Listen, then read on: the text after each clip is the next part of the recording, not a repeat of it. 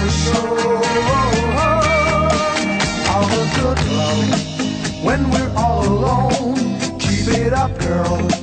Yeah, you turn me on. I'm hooked on a feeling.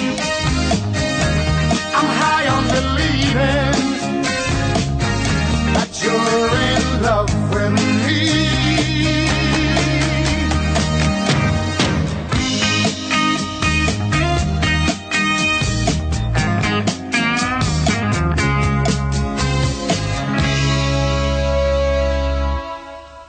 All the good love when we're all alone. Keep it up, girl. Yeah, you turn me on. I'm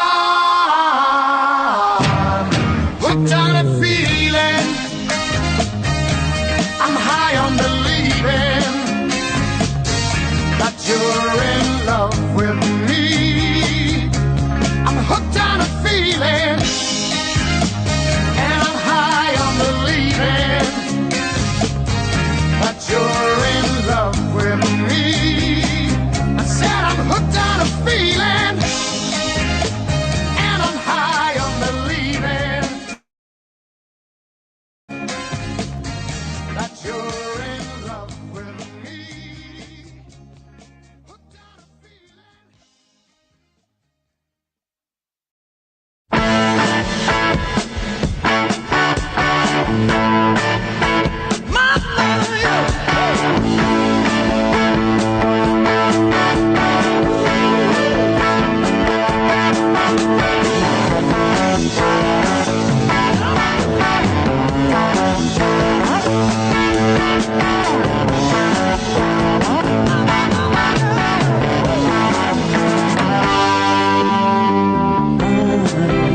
Never knew how complete love could be. She kissed me and said, baby, please go away. It feels so right being with you here tonight. Please go away. Just hold me close. Don't ever let me go. Couldn't say what I wanted to say. Till she whispered, I love you, so please go away. It feels so right being with you here tonight. Please go away. Just hold me close. Don't ever let me go.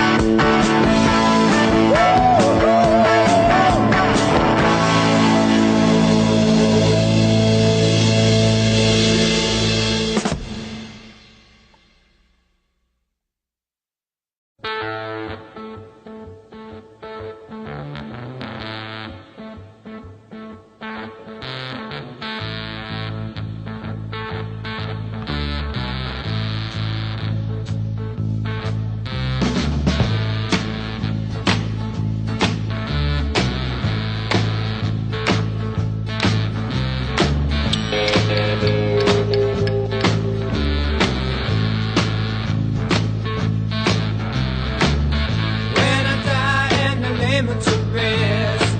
Gonna go to the place that's the best.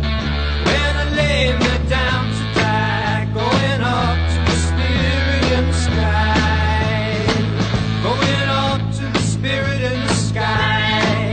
That's where I'm gonna go when I die. When I die and they lay me to rest, I'm gonna go to the place that's the best.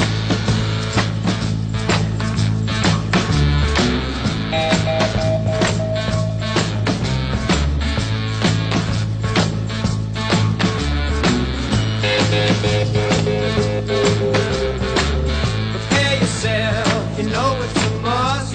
You're gonna have a friend in Jesus. So you know that when you die, He's gonna recommend you to the spirit in the sky. Won't recommend you to the spirit in the sky. That's where you're gonna go when you die. When you die and they lay you to rest, you're gonna go to the place that's the best.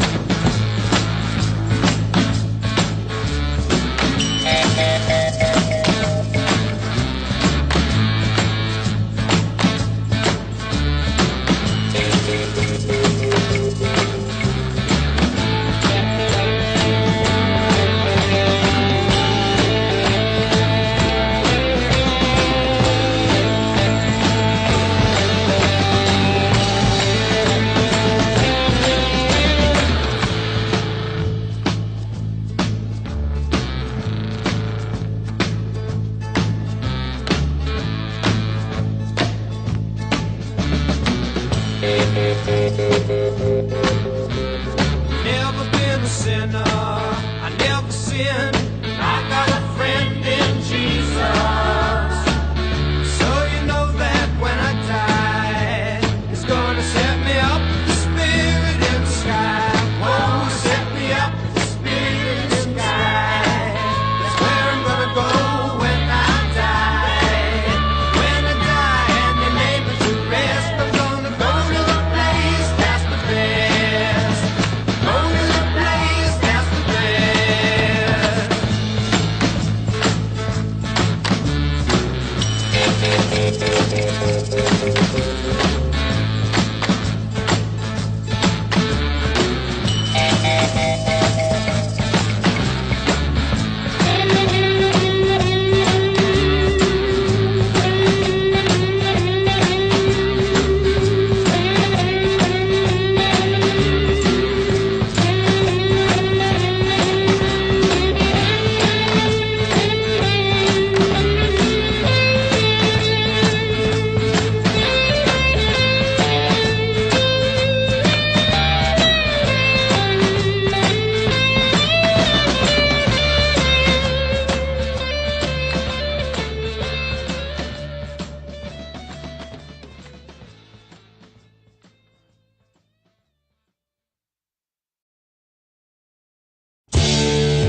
I'm an alligator.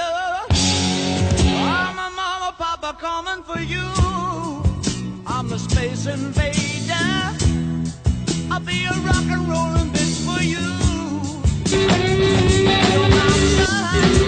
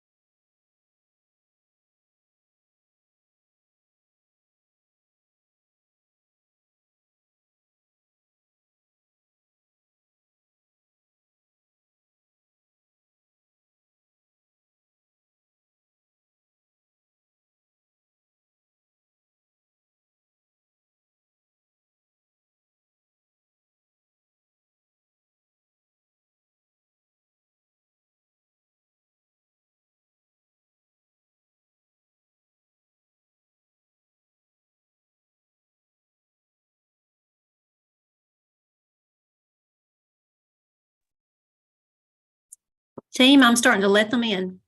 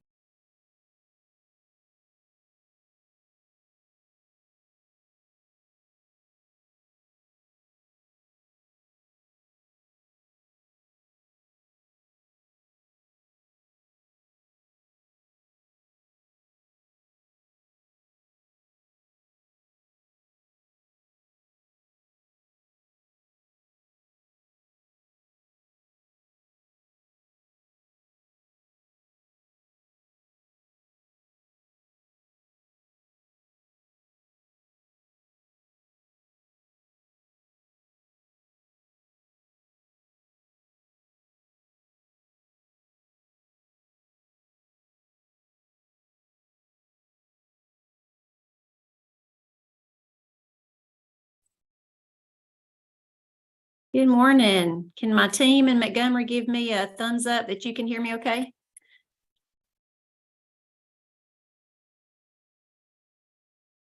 I see Miss Hollings in her colorful background. Miss Hollings, if you can hear me, can you give me a thumb up? There she goes. Thank you so much. Appreciate that.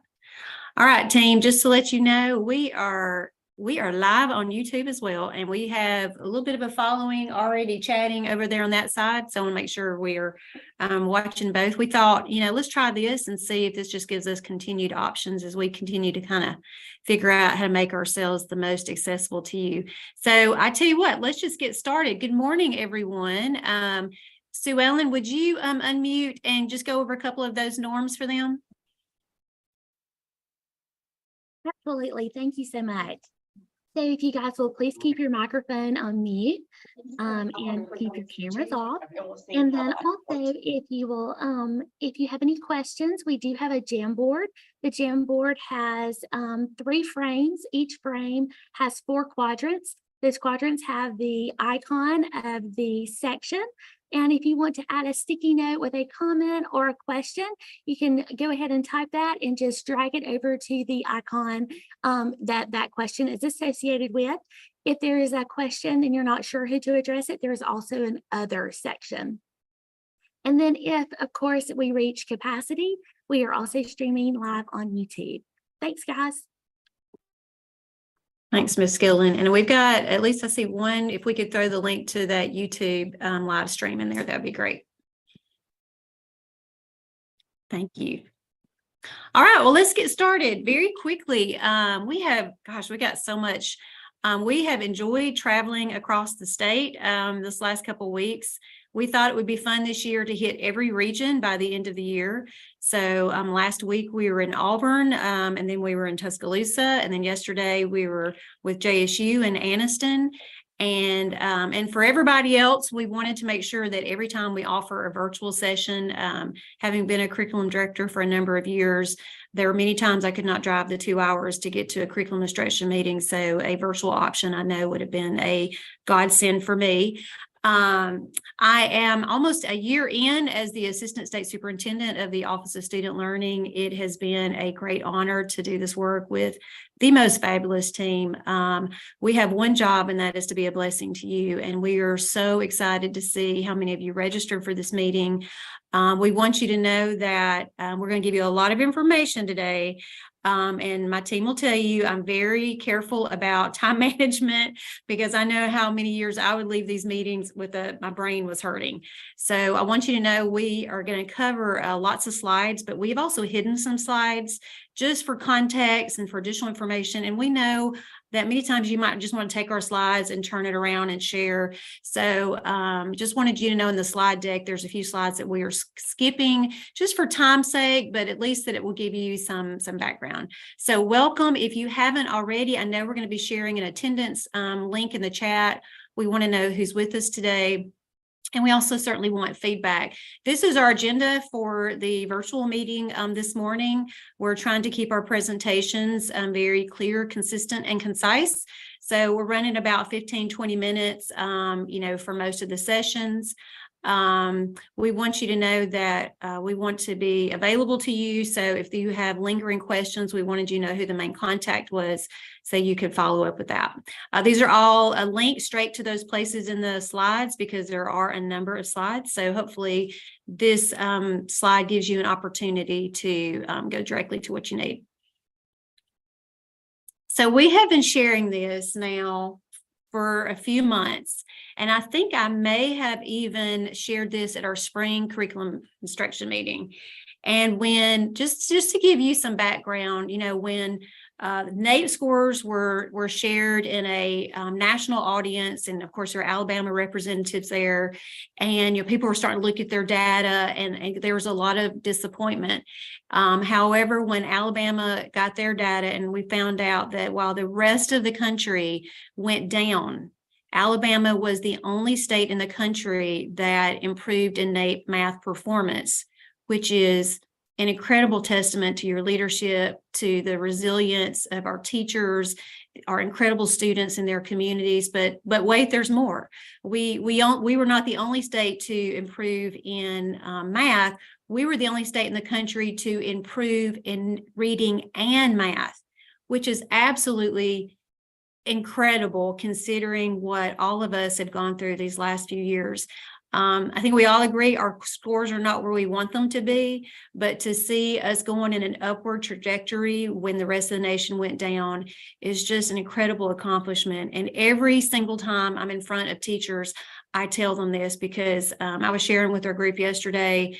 I mean, every year is the year of the student, obviously, but for me in this role, I'm really looking at this as kind of, for me, the year of the teacher, how we can make sure that we're providing protection for them, resources to them, building capacity, and letting them know how incredible we think they are. We want them to know that we were one of the only 5 states in the country to have this kind of reading growth. Only Louisiana had a higher gain. We were among the top in the country for learning gains among our African-American and Hispanic students. And so, Ellen, if you'll click a couple, I was in a national meeting the other day, and they shared this slide. And of course, I instantly screenshotted it.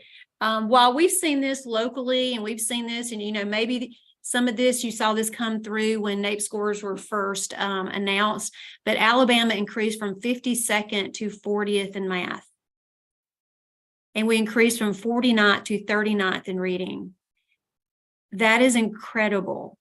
And once again, I can't see you all, but every opportunity we have to say this to your principals, to your teachers, to everybody that supports schools, to say what we're doing is working. So let's keep doing what we're doing. Outside of that, in the same meeting when they were sharing some national data, I had not seen this graphic, so I was really excited to share this with you. This is looking at how our multilingual students performed. And if you see that red line near the bottom of the screen, that is the national average. I want you to take a moment to look to see where Alabama ranks. If you notice, we led the state in led the country, in a positive change in the percentage of ELs. So this is just amazing. And I ask one thing of you, and that is to share this with your boards, share this with your teachers, because we, by nature, I would say educators are words of affirmation. Would you agree, Jeff? We like to know that what we're doing is making a difference. And so please share this wonderful news with your teams. I hope all of you, if you have access to a emoji or a raise hand, let us know that you have been to it's not new anymore, but you have been to our website. Sue Ellen, if you don't mind, will you go ahead and click on that link so we can show them a couple things? So we have, and we are continuing to add tiles. Our office has recently gained attendance, mental health coordinators. We're working with graduation rate. You'll see on the bottom right, we have just added the leadership calendars, which I'm going to talk about in a moment. We've added our prep tile. And if you'll keep scrolling, you're doing such a good job. You keep scrolling. Click on the OSL updates. This is something we started back in the, I don't know, maybe February, March. And so having been in your seats, there's so much stuff coming down the pike that this is just a place as I'm hearing things that you need. The whole team is adding content. You will see right there our CNI meetings. Did you enjoy getting the slides early? Can I get an emoji to express if that was a good thing for you? So you were able to digest it. I will say for us, it has been wonderful because we didn't feel like we had to belabor every single line. We were able to give more context. But you will see by the end of the year, we will have made it around the state so that, at least one area of the state can join virtually, and the others, you know what, we would love for you to, like several of us have been doing. I know I live in a very rural part of the state, so I always had to drive, 1.5, 2 hours to go to a curriculum instruction meeting. It has been so much fun to celebrate different parts of the state this last couple of weeks. So we look forward to coming to see you if we have not already. But anyway, this is a place that you can use the search. So if you're like, I don't want to go through, 47 pages of updates because we update this every month and we update it every day. If you look at the bottom, you'll see that it is constantly updated. But just go to the top, click on search a keyword. I'm looking for OGAP training. I'm looking for letters. I'm looking for whatever, a bill, a law, whatever. You should have very quick access to it. So we hope you find that helpful. If you're looking for something that's not there, let us know. We've tried to link straight to the state website. You will never see on our page, find it on Alabama Achieves, because we know that is an enormous website and sometimes it can be a little hard to navigate. So hopefully these straight links will give you an opportunity to get where you need to go. I think I just shared that. Something we are super excited about, and I hope some of you in the room are participating in this. It looks like we got some folks in the waiting room. In my previous role as the coordinator of the Office of School Improvement, I spent the last 5 or 6 years with the team, just traveling across the country, well, that too, traveling across the state, trying to figure out how we could plug holes and fill gaps. And one of the things that we kept hearing overwhelmingly is there are some amazing teacher trainings that is provided by the State Department and regionally. However, much of our staff are not certificated teachers. They were manager at Belk's on Tuesday, and now they're teaching geometry for the rest of the year. And that has really, it really settled on me. And moving into this role and doing a little bit of homework, I connected with Ms. Shanthia Washington, and I are working on this program together. And we asked our certification folks to give us the numbers of how many emergency certificate teachers we have in the state. And there were over 2,000, which is striking. And then I asked for, can you give us a list of the schools that have 20% or more emergency certificate teachers? And it was a very long list. We have some schools with up to 50, 60% of their staff are not certificated. And so those are your long-term subs and emergency certificate teachers. So where I'm going with that is we wanted to create a program. We're calling it PREP, Preparing Relief Educators Program, because while our focus right now is with emergency certificate teachers, this is a program for long-term substitutes. And I see we got some, let me let some folks in the waiting room. I hate to see folks waiting and not in. Let's see. I think they're in now. Thank you. I saw that in the chat. Thank you for the nudge. You get to talking and you forget people are waiting. What we wanted to do is to provide a series of weekly meetings. So we meet with, right now we have 274 teachers who are registered for this program. I sent an email out to all superintendents that had schools with 20% or more emergency certificate teachers. And then we looked at our turnaround schools and our CSI schools. And it's a wonderful thing to say we are over capacity. Ideally, we wanted to say, everybody, we want everybody to participate in this program. So we had to be creative. So this is what we're doing. We want you to know that every week we are dropping what we're calling a new episode. So last week was our first official session. The first week of September 6th was just kind of us getting started and telling the live participants about the program. Last week, Ms. Shanthia Washington led an amazing session on ethics for teaching. And then tonight, I know Bonnie Short is in the room somewhere.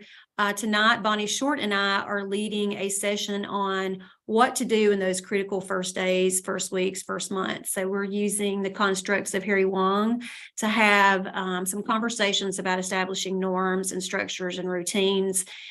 Every week, there's an intercession activity. So of course, this week, our folks will be creating norms, and that will be their assignment to share next week. If you do not have teachers participating in this program live, what we wanted you to know is these are being dropped on our YouTube channel every single week. And I think we will, if you will click on that link, Sue Ellen, at the top, click on the image. We'll be sure to throw this link in the chat, but if you just want to be able to have a quick link to it, this is our schedule, and these are the slides, and these are the recordings. So if you want to provide these for on-demand trainings for your long-term substitutes, your emergency certificate teachers, your new teachers, we have a number of districts that are planning to do just that, to use this as part of their onboarding process. If you want to use our recordings and they use them as on demand, that's awesome. But if you just want to use the slides and make it your own, that's also awesome. All of the assignments are loaded up in the slides. So we hope you find this helpful. We are really excited. I will share with you, and I know most of my team have been on these on Wednesday nights. We have not left a prep session. It's from 7 to 8:30. We have not left before 9:15. We tell them at the end that we will stay on for technical assistance and ask questions, let them ask questions.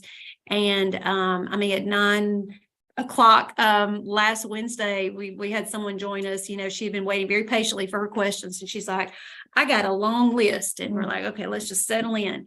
But it really, I think, just shows the depth of interest they have in this program. One comment that spoke to me maybe the most deeply was one emergency certificate teacher, and she said, in front of 120 other people that had stayed on 30 minutes past time, she said, Dr. Shields, she says, I'm smart, I learn quickly. She says, but in the faculty meetings and the data meetings, I don't even understand what they're saying. I can't take notes because my notes won't make sense. And so I said, that is exactly why we're doing this. So we're going to have some conversations about acronyms. That's coming up as well. But I wanted you to know that this is for you too, whether you have teachers participating. We have already gotten, when you're doing this again, we did not, I hoped it would explode like this. So this has just been amazing. But we did not expect this amount of interest. So we were already looking to see how we can continue to grow this program. How many of you, I'm doing lots of engagement activities today. How many of you have seen our principal calendars? Can I see some yeses and hands raised? These have just been updated over the summer. Thank you. That makes our hearts happy to know this is help. Thank you, Melody. Appreciate that. The team has worked really hard over the summer to make sure that it's updated. For you folks that like an Excel spreadsheet, they went ahead and updated the Excel spreadsheet. So every month is by tab. We have one that you can delegate if you're lucky enough to have, a staff of, assistant principals and other leadership in your school. There's some great opportunities, but basically we've just sent it out and said, you know what, save it, put your own stuff in there, delete what you don't want. We've kept it as a Google Doc because we knew that would be really accessible to you.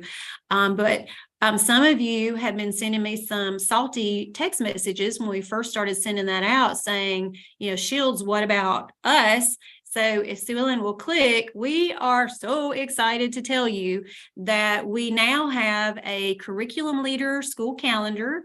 Sue Ellen, if you'll click on that, we know, I mean, some of you may be like I was in my county where for a while, and I know Tiffany Scott's online here somewhere and my home team from Etowah County, but for a while, like when it was curriculum, it was me. And I was so glad when we had an elementary person, be able to come in and take that work and do such a great job with it. This, I would have paid hard money for this. These are things that we know are those critical pieces for each month. I will have to give credit where credit's due. If you know Tim Solly, he was a longtime curriculum lead and had many levels of leadership in Madison County. He joined our team last year as a part-time retired employee and has been leading this work as well as many other things to create something that was very actionable.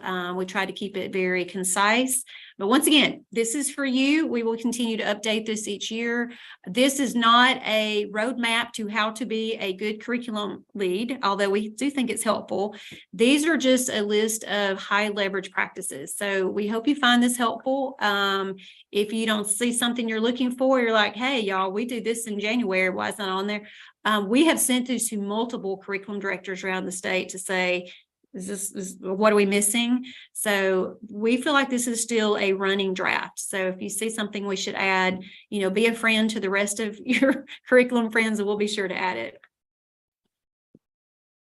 I am so excited to share with you, and I keep mentioning Jeff because he is sitting right beside me. But Mr. Jeff Norris, he's a nationally board certified teacher, which I actually first met him through the work of National Board.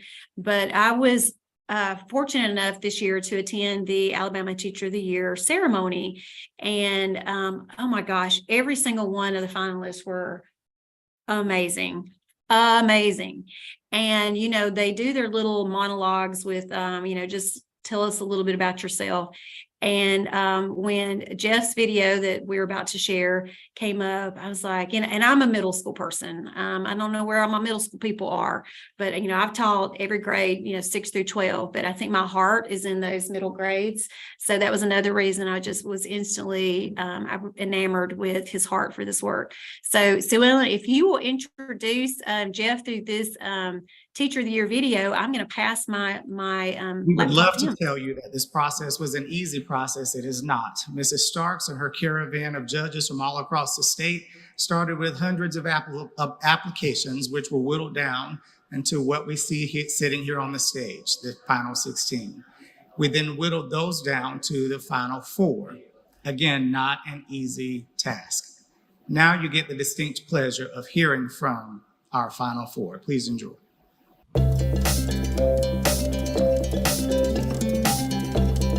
The most meaningful aspect of being a teacher is just that it matters. What you do matters. Todd Whitaker says that the best thing about teaching is that it matters, and the hardest thing about teaching is that it matters every day. I take my job very seriously, and I also love doing my job. So teaching can be both things at once. It can be hard, and it can be awesome. Doing hard things it can be intimidating, but it can also just be exhilarating. And so I think that what I want to say about teaching is that it matters. What you do matters. Teachers definitely are on a pedestal, whether it's good or bad. I think the community has always looked at teachers as beacons in the community. And so there's definitely a responsibility, whether it is actively teaching those in the classroom or just passively, people are always watching. So I firmly believe you should always live your life, whether you're teaching those or not. You should always live your life in a way that people can watch you and learn from you, and you can model positive life skills. When I interviewed for my first job, I had some advice from a professor, and he said, don't tell anyone that you love kids, because everybody will say that, and you won't stand out in your interview. And I got to my first interview, and the first thing I said was, I love kids. I love kids. And I think that is still my mantra today. I enjoy every single day of work. I can honestly say, waking up in the morning, I get excited about what I'm doing, and it almost always is because of who I'm doing it with. It's the students that I work with.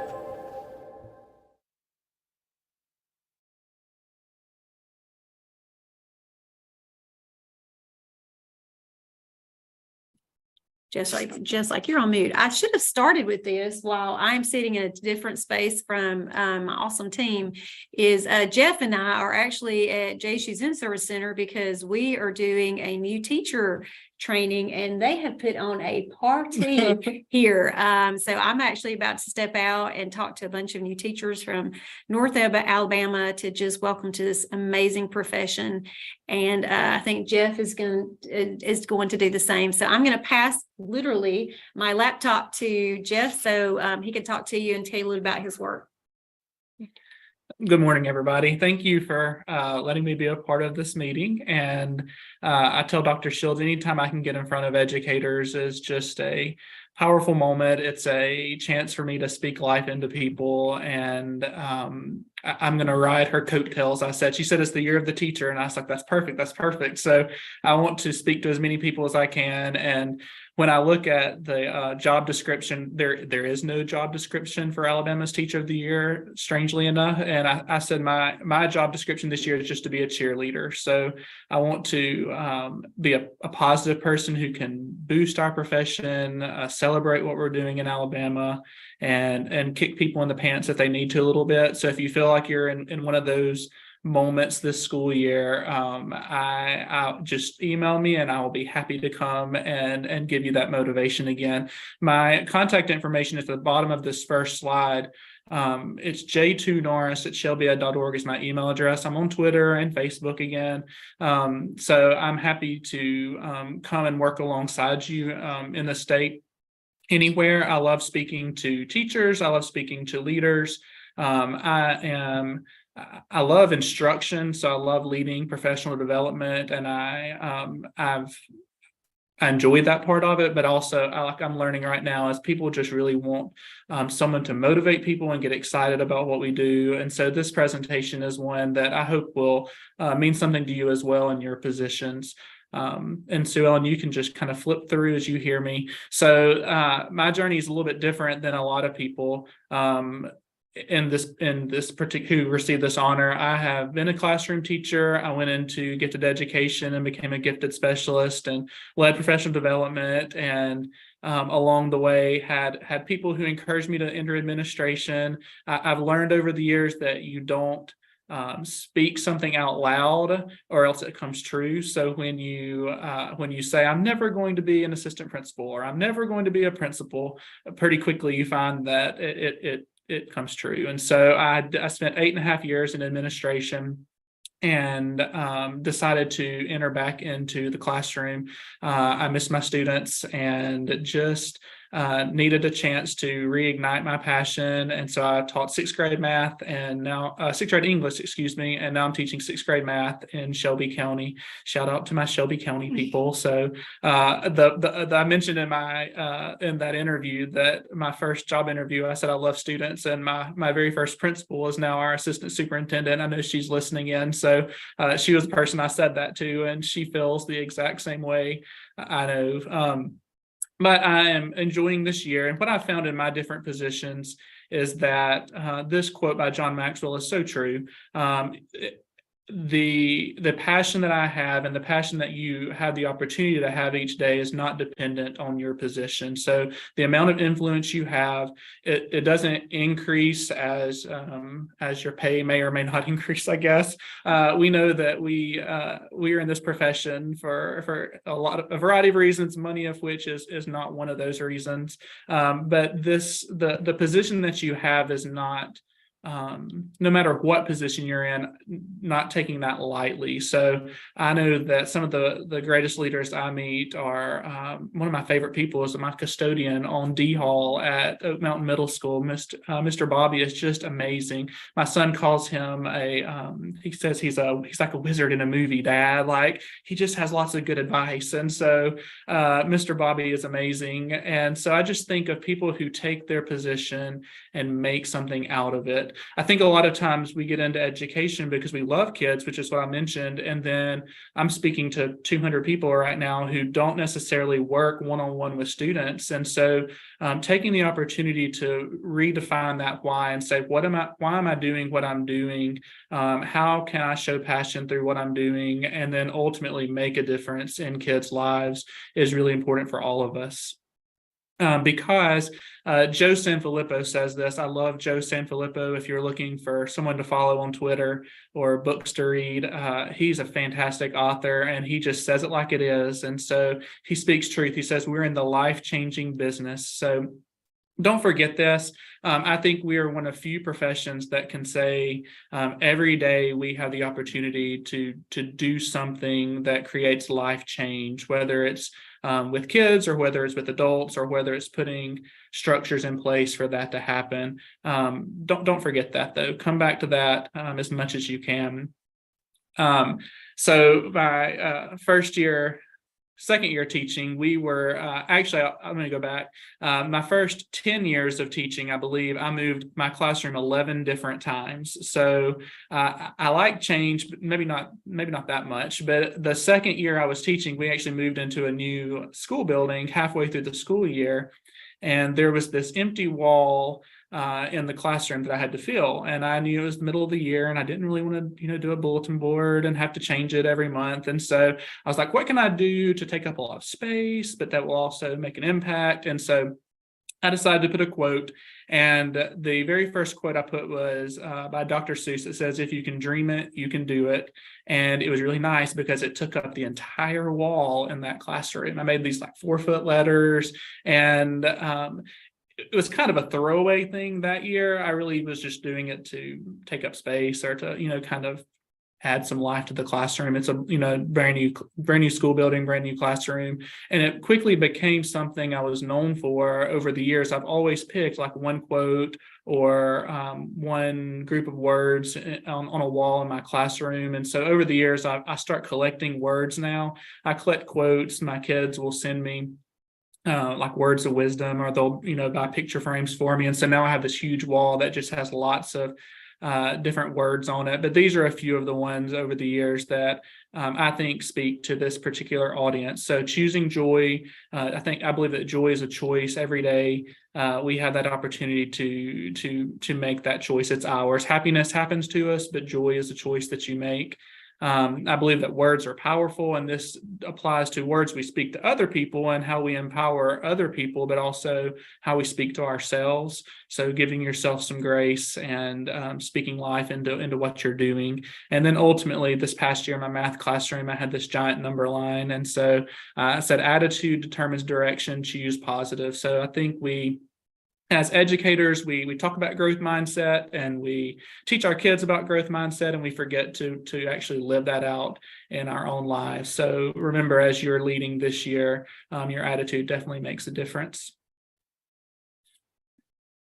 All right, Sue Ellen, you can move one forward. Look, Sue Ellen's doing 14 different things at one time. So we're like, could you move on? This is, I hope this will work on this Zoom call. We'll see. This is one of my favorite videos when we're looking at the growth mindset and teaching kids that failure is okay. I think, again, we forget that as adults and as educators, we assume we have to have everything right all the time. And so I show this video to my kids, and when we're talking about determination and what success really looks like, it's the story of Derek Redmond. And grab a Kleenex while Sue Ellen's getting this video started.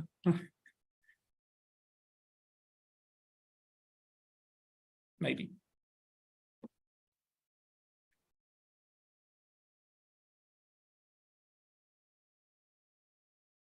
It may play from that, or you may have to pull it up from the link on the slide 6. If it doesn't work, it's okay. More nimble.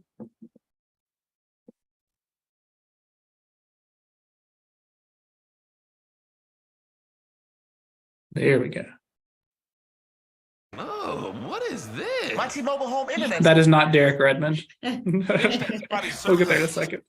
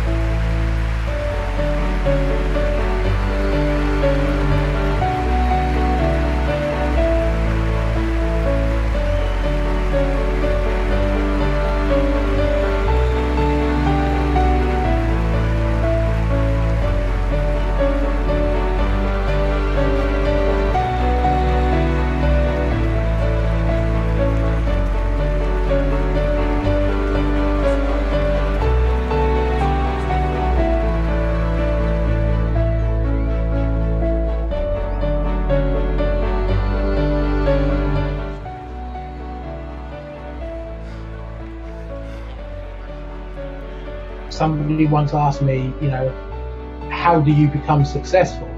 And the easiest and most relevant answer is to get up just one more time than you've been knocked down. So if you're knocked down 1,000 times, get up 1,001. If you're knocked down 1,000,000 times, get up 1,001. When you do get knocked down and you get up as if that was the last time. And if it isn't, you get up as if this time is the last time. If it isn't, you keep on doing that. And eventually, you won't get knocked down.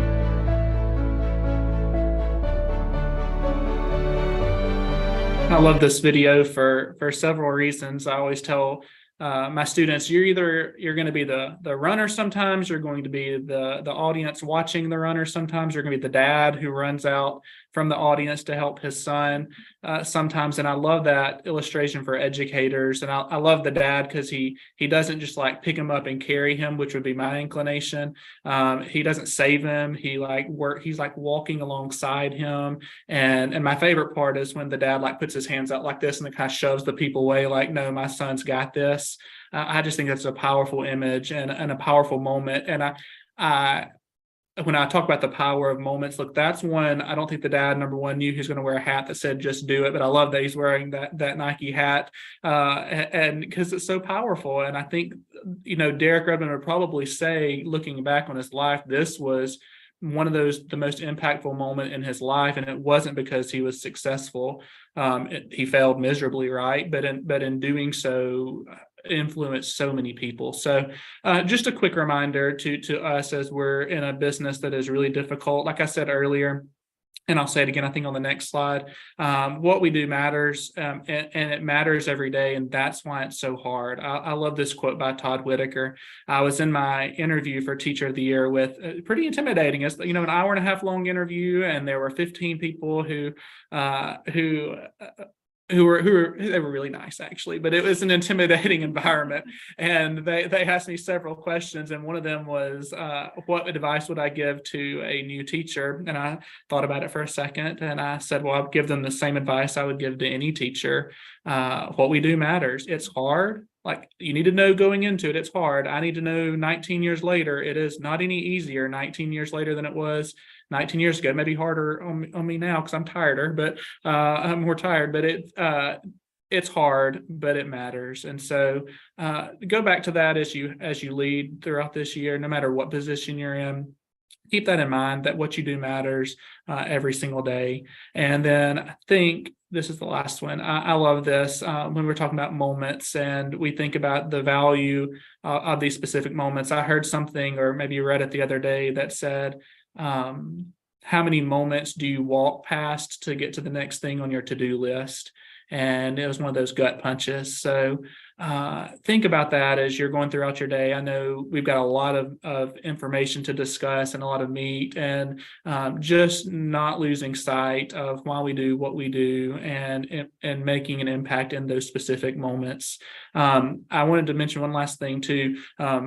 Sue Ellen, too, on this last slide there, I asked Dr. Shields if she would add in my contact information on the, what do we call that? The OSL running. The OSL running document that she showed you earlier. Yeah. So I did put my email address and phone number and a list of some of the PD and sessions that I offer. I would love to come visit. And like I mentioned earlier, I just want to be a cheerleader. So I would love to present, but I would more so love just to come and boost people up and come visit some of your schools. And so please reach out throughout the year. And if I can ever be of help to any of you, let me know.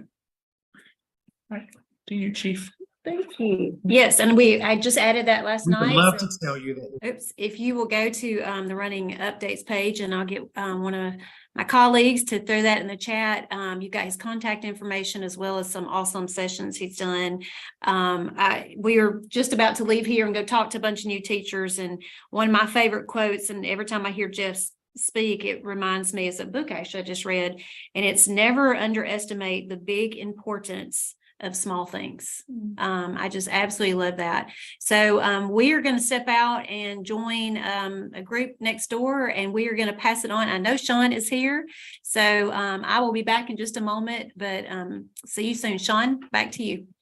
Thanks, Dr. Shields. Good morning, everyone. Thanks for joining us today. I know we've got a lot of information to share, but also that we hope you're able to join us in person, but we're certainly glad you're here virtually. We hope that this at least provides an opportunity for you to get the information that you're looking for and join us when you're unable to visit or be with us in person. And so also just again want to mention this afternoon's breakout session. We have a great session planned for this afternoon regarding using PowerSchool and how to use it with really aligning your curriculum, your standards with your teachers' activities. And I hope you'll join that as we continue our pursuit for really championing the work of standards-based instruction, reporting, and grading. So a few updates from instructional services that we have for you. I know some of these are kind of wordy, but I know many of you use these slides and how you communicate with your various staff members at your local district. The first being the Alabama Civics Test. Of course, we keep it updated. The information is included in the Schoology group. It's important to know that all seniors must take the civics exam, and either a passing score or an exemption granted by the principal must be included in their student records. There must be record again passage of that or the exemption. And then we have some more information about some other things that are upcoming. I know that Dr. Busman has done a great job of really helping lead that work. And I also want to say thanks to Stacey Royster and our entire team from PowerSchool in helping ensure that our districts are reporting that information accurately. We have made substantial gains in ensuring that our students' records reflect that requirement, that not only are they that they take the civics exam, but that their results are found in PowerSchool. It's part of our accountability measure to the governor. And so just a reminder that in order for students to graduate, they must complete the civics exam. We'll talk and complete FAFSA. We'll talk about that in a moment, but just wanted to make you aware that any updates to the civics exam can be found in the Schoology group, including the test or the exams actually translated in 5 languages. And if there's a need for an additional language, please reach out to us and we'll be happy to do that. An update for Art Look. I know that Andy is really excited. We are really excited about the opportunity that Art Look brings to our school districts, where our school districts can connect with those who are in our communities who bring arts and have art programs that are art experts, but there also can be resources for your schools and students and families. And so I know we've been continuing to onboard districts using Art Look, and here's some information about the current what we're doing currently with Art Look. I know that we're also seeking some recommendations for a task force that will be brought together to really look at how to create creative school indicators, a way to really champion it and really recognize those districts who really have amazing and exemplary art programs. And I know that Andy's instrumental in helping bring all of this to your districts, but I hope that you'll continue, for those of you that are in this work, continue to help on board and continue for us to use Art Look. It's a really great tool that really puts a lot of information in front of you, and it also gives a tremendous amount of, or a tremendous opportunity to connect with those in the community who really want to help and champion arts education around the state. A couple of updates for courses of study. Of course, currently we're still in the process of updating 3 clusters from career and technical education, as well as the science standards. We continue to be on target as far as a timeline with our hopes, fingers crossed, that we'll be able to present to the state board for their consideration and approval. We always use December as our ultimate deadline, our hope that we are able to do that and that the board is able to take action in December. But our courses of study committees work really, really hard, and I really want to say thank you to them personally, but then also to you as a curriculum leader for nominating those members to the course of study committees, as well as the textbook adoption committees, because we cannot do the work that is required without experts from the field. And so I know that we've just completed or right at the end of the deadline for submitting names for social studies and arts education course of study, which will begin in January. And so I really appreciate those of you who've reached out wanting to nominate someone from your district to be on either the arts education or the social studies committees. And so we really value your input, and we also value your educators' expertise. And we look forward to working with this. We believe this next cycle will be will be probably some of the most challenging that we've had, but also the most rewarding, in that our social studies standards have not been updated in many years. And I know there are a lot of teachers and administrators, as well as us, that are looking forward to that. Just a couple of things about the college and career readiness grants. We're really proud of the fact that we were able to allocate almost $25 million to districts around the state to support the work of college and career readiness in their schools. I have just a few slides that are really carryovers from when we actually had the college and career readiness grant webinars, as well as some of the presentations around the state. But I did want to make sure I shared a little bit of information. I believe we had 8 districts that did not apply at all. Yet if any district that did apply, each district got a minimum of $50,000 to support those activities. One thing that I wanted to make sure that I mentioned is that because of the way the grant proposals were written, you were really having to estimate and predict how much you would spend in each of your activities. But I wanted to make it clear that you're able to actually move that money from activity to activity as you're going throughout the year. And so please know that there's no amendment requirement as far as a procedure here. But, let's say, for example, that you had budgeted $10,000 for college tours and let's say you budgeted $15,000 for business and industry tours, and you need to use more money on one than the other. You already have the flexibility to move that money and use that money for those other activities. We're really excited about what you guys are going to do, and we hope that we're able to champion and bring many of you to some place where you can actually share those at upcoming meetings and curriculum instruction events, so that you guys can share with each other what best practices you have, but most importantly, what you were able to do with that money.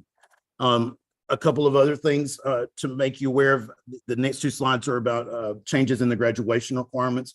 Of course, in order for all of this to actually become official and for us to write official guidance, we have to go through the process of changing the administrative code, which takes several months, but wanted to make sure you had at least the information from the law that was passed in the spring by the legislature, so that you can be sure and share it with your school staff, your students, and their parents and families. The first being that beginning with the class of 2026, which is this year's sophomores, they will be required to earn one of the college and career readiness indicators in order to meet their graduation requirements. And that's certainly a change from anything that's ever happened in the past.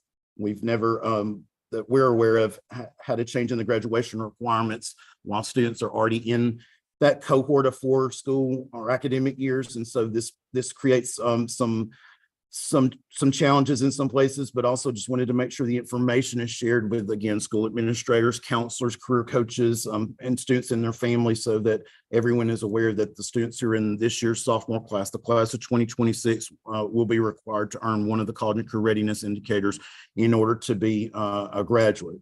That being said, we've also upcoming, we have another part that was passed, another law that was passed in the spring by the legislature that will require students to complete a personal financial literacy course and earn a passing score on an assessment.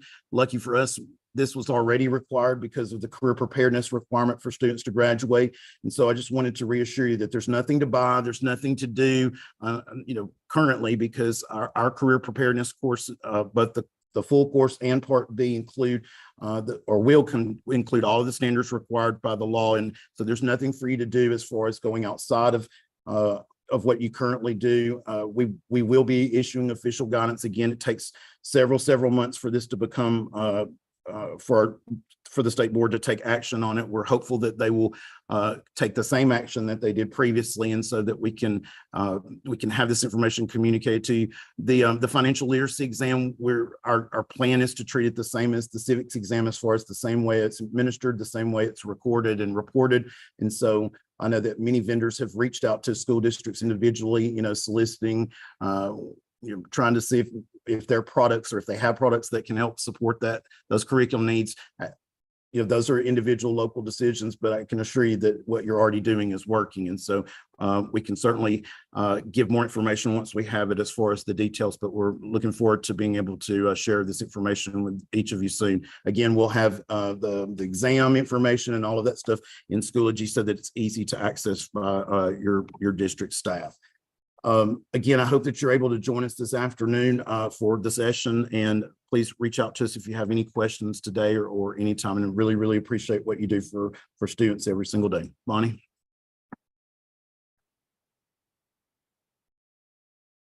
Good morning. It's great to see everyone today, or not see you, but I'm glad you could join us. I started by adding in the comprehensive memo. If you have not seen this PowerPoint that is inside that memo, I really encourage you to look at it.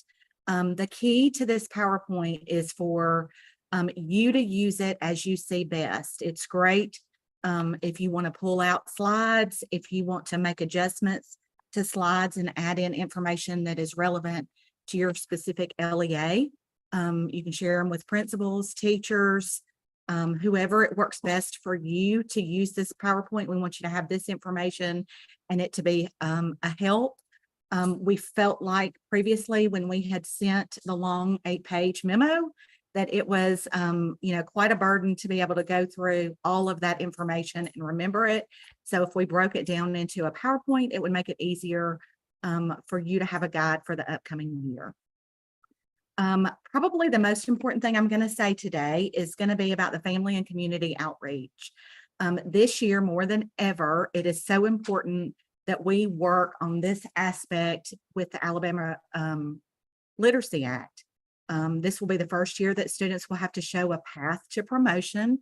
And so we want to make sure we provide every possible opportunity for our parents to hear about the Alabama Literacy Act, the implications to their teachers, and also, I was trying to let somebody in, so sorry. And also make sure that there aren't excuses for not understanding what's going on with the Literacy Act. We want to make sure that they have skills and strategies to support. So our regional specialists have put together some professional learning that your local reading specialists, your principals, you can use to provide these parent trainings. We'll work alongside you, but we really want to make sure that everything is set up and structured by you so that your parents know you are the one providing them this additional support. You can see from the front picture, we have an updated FAQ for the Alabama Literacy Act for parents. On the back of it, it has the funnel that explains the path to promotion. So it's a great tool for you to be able to use. This is posted on the ALSDE website, and it's also available on my quick links document. Behind that, you have a video about the Alabama Literacy Act. It's a super quick video that goes into information that would be very relevant to a parent regarding the Alabama Literacy Act. So we encourage you to take this, review it, use it, send it out to your constituents in any form or fashion. We want to make sure we're getting that word out. Excuse me. And we also have a QR code there on the back for you to let us know when your events are. We encourage you to invite community agencies to join in this.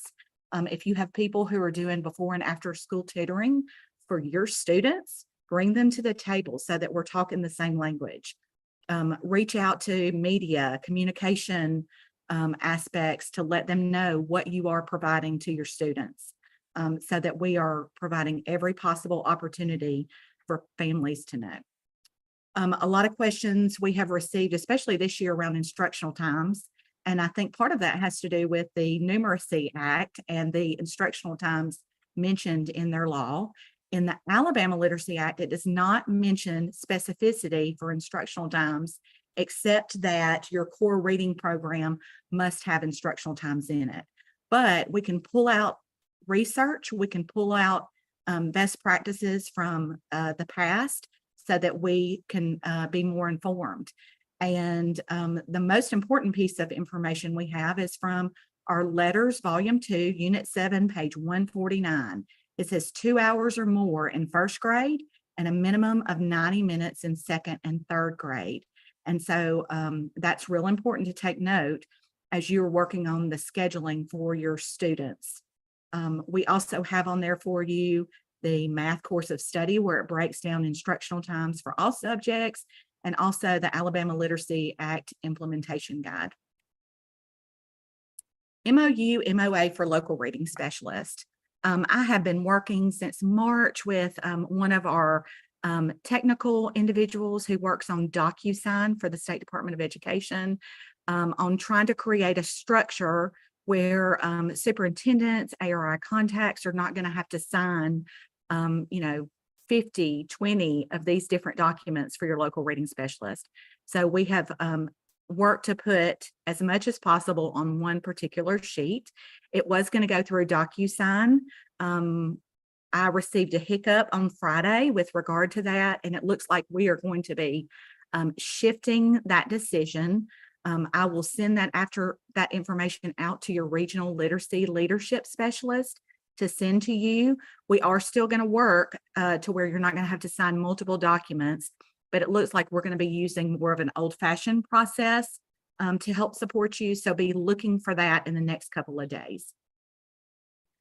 Alabama course of study. As we studied our data and we saw the gains and losses across our state, one area that was a trend was schools that had used the 2021 Alabama course of study with integrity, with intensity, versus schools who were using the old course of study or who were just using a textbook to follow along. Keep in mind, textbooks are created for Florida, Texas, and California because those are the large states. They are the large purchasers. The textbooks are going to be great supports to us because they are going to provide a structure and a foundation, but we always want to make sure we are teaching our standards, not teaching the textbook. So be sure to take note of that. Align professional learning. So just as in past years, we have coaching communities and strong leader, strong reader, but we are adding a strand to that called Connect, and it will be for our higher ed partners. And so they will be invited to a session with Amy Jones, one of our regional literacy leadership specialists, and she will provide a version of what you get in Strong Leader, Strong Reader if you're attending that. We do ask that our coaching communities are for local reading specialists only. We're real excited about what's going on right now with our coaching communities. We have a coaching lab, and they are going into the classroom and they are seeing coaching live. They are getting to see their peers, their other local reading specialists that are going to be coaching a teacher. And you can imagine that can be quite an intimidating situation for the teacher and for the coach.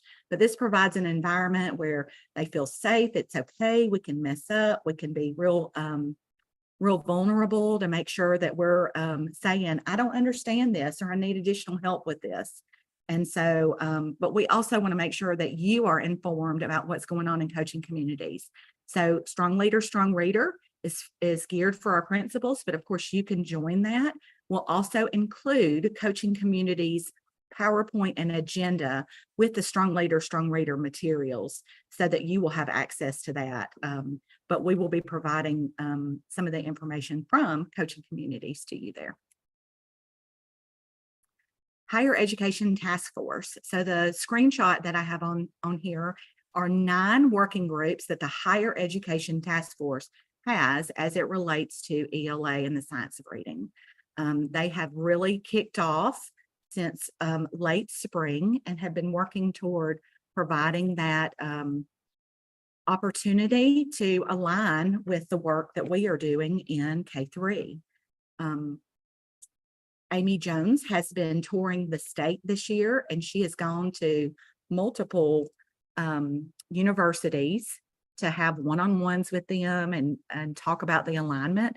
So we're real excited about the work that we're doing with higher ed and working to be all aligned throughout, making sure we're giving the best to our pre-service students and our students.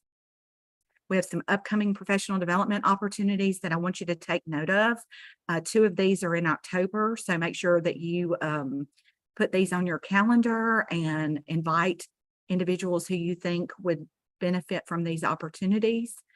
Also take note that the Reading League of Alabama, a new chapter of Reading League, will have a conference in March. The red QR code that you see here is the QR code to my quick links document The black QR code will take you directly to a contact information sheet. And if you scroll down to the bottom of that, it will let you add your my contact information to your phone. The neat thing about this contact information is that it has the quick links on there. It has the web page information on there. And so it takes you directly to some of the information that can support your implementation of the Literacy Act. And it is not letting me move ahead, but I think we are at the point where we are ready for a break. So we are going to give you a 10-minute break. I'm looking right now at the time and it says that we are right on the dot with 10 a.m.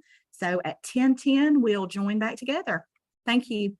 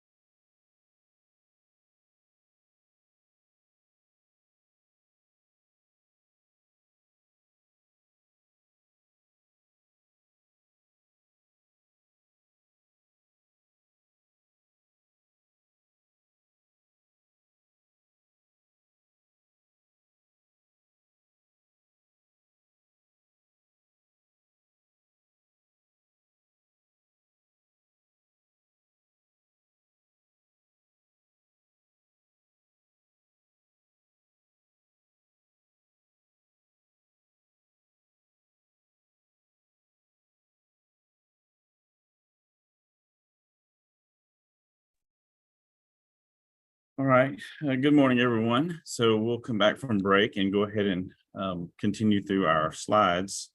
And I'm Dennis Engel. I'm the ALSDE director, and just wanted to share some things that are going on with ALSDE.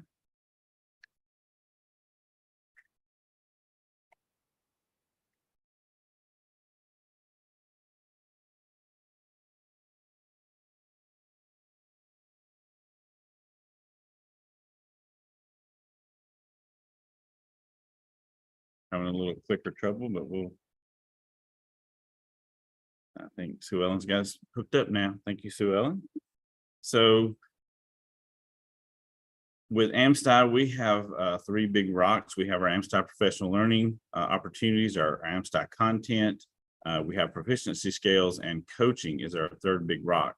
So for coaching, our focus with K-5 math is to support the building-based math coaches that are spread across the state.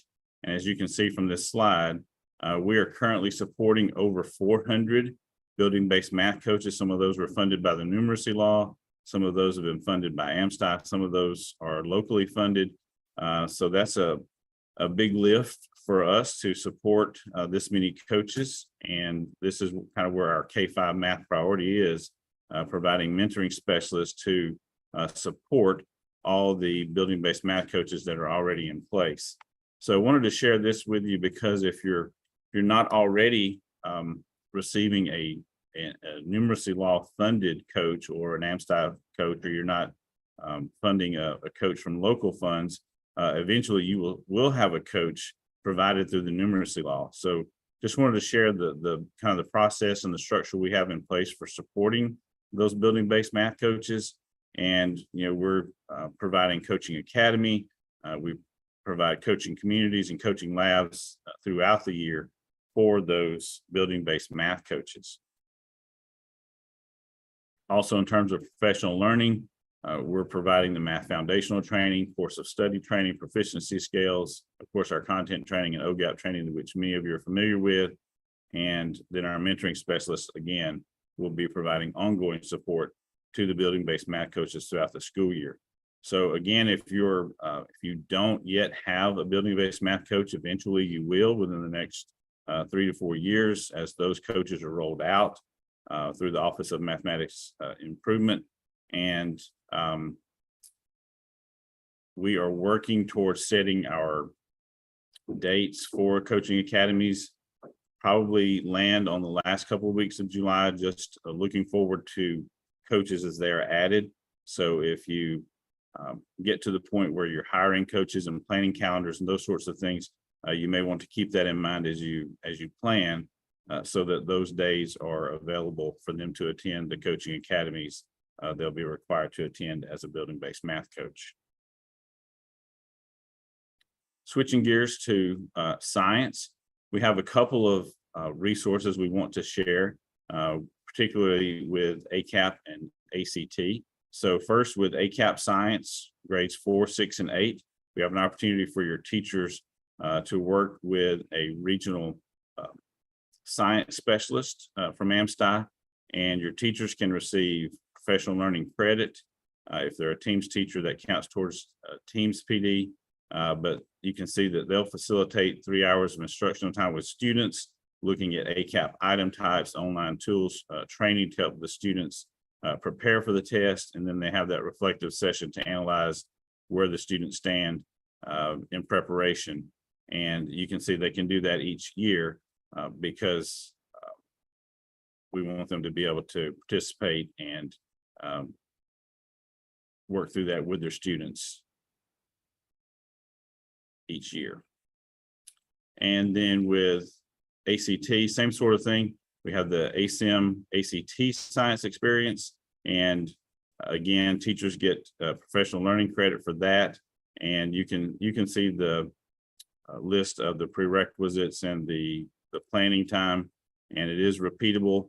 We are offering that as a pilot and looking at up to 10 teachers or 5 schools per ALSDE region. We are targeting schools based on data. So, reach out to your local ALSDE site director to find out if there is space in the pilot. If there's not this year, then we'll get you on the list for expansion as we build up and add teachers in schools in the future. Math Nation.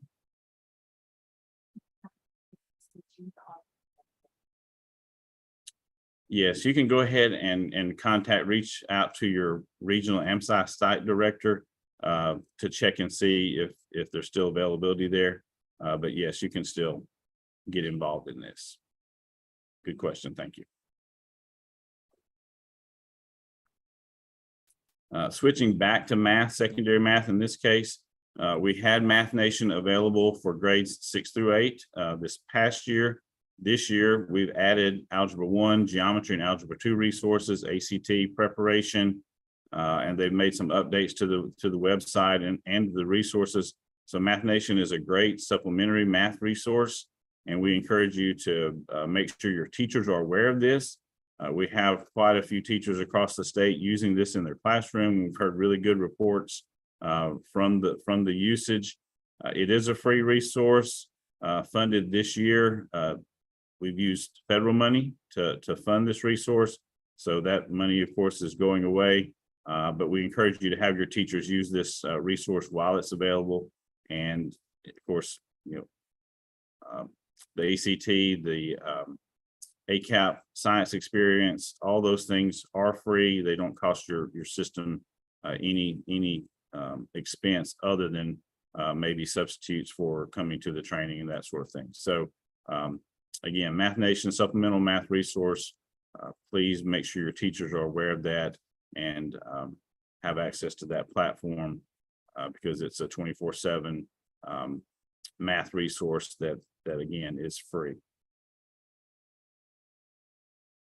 Switching gears to the robotics grants, the applications are live. They are being processed through DocuSign, and the deadline is September the 30th, which is coming up very soon.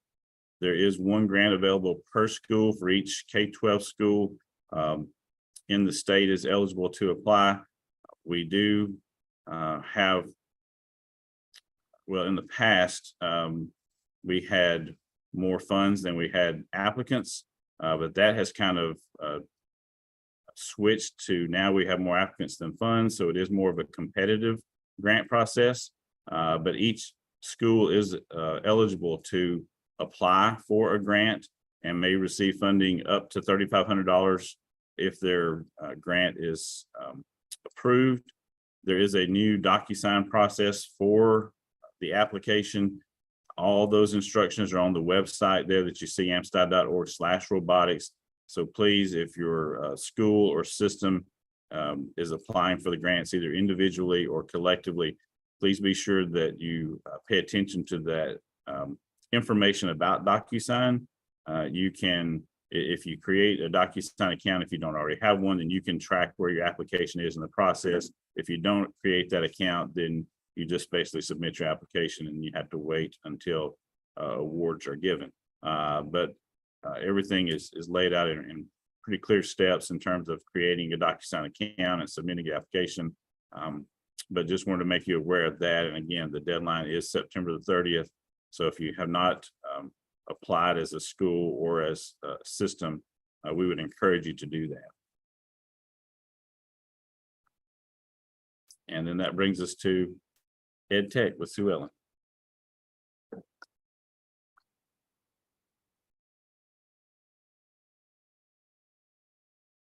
Good morning, everyone.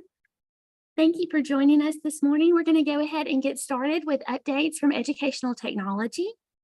Educational Technology has about 10 programs.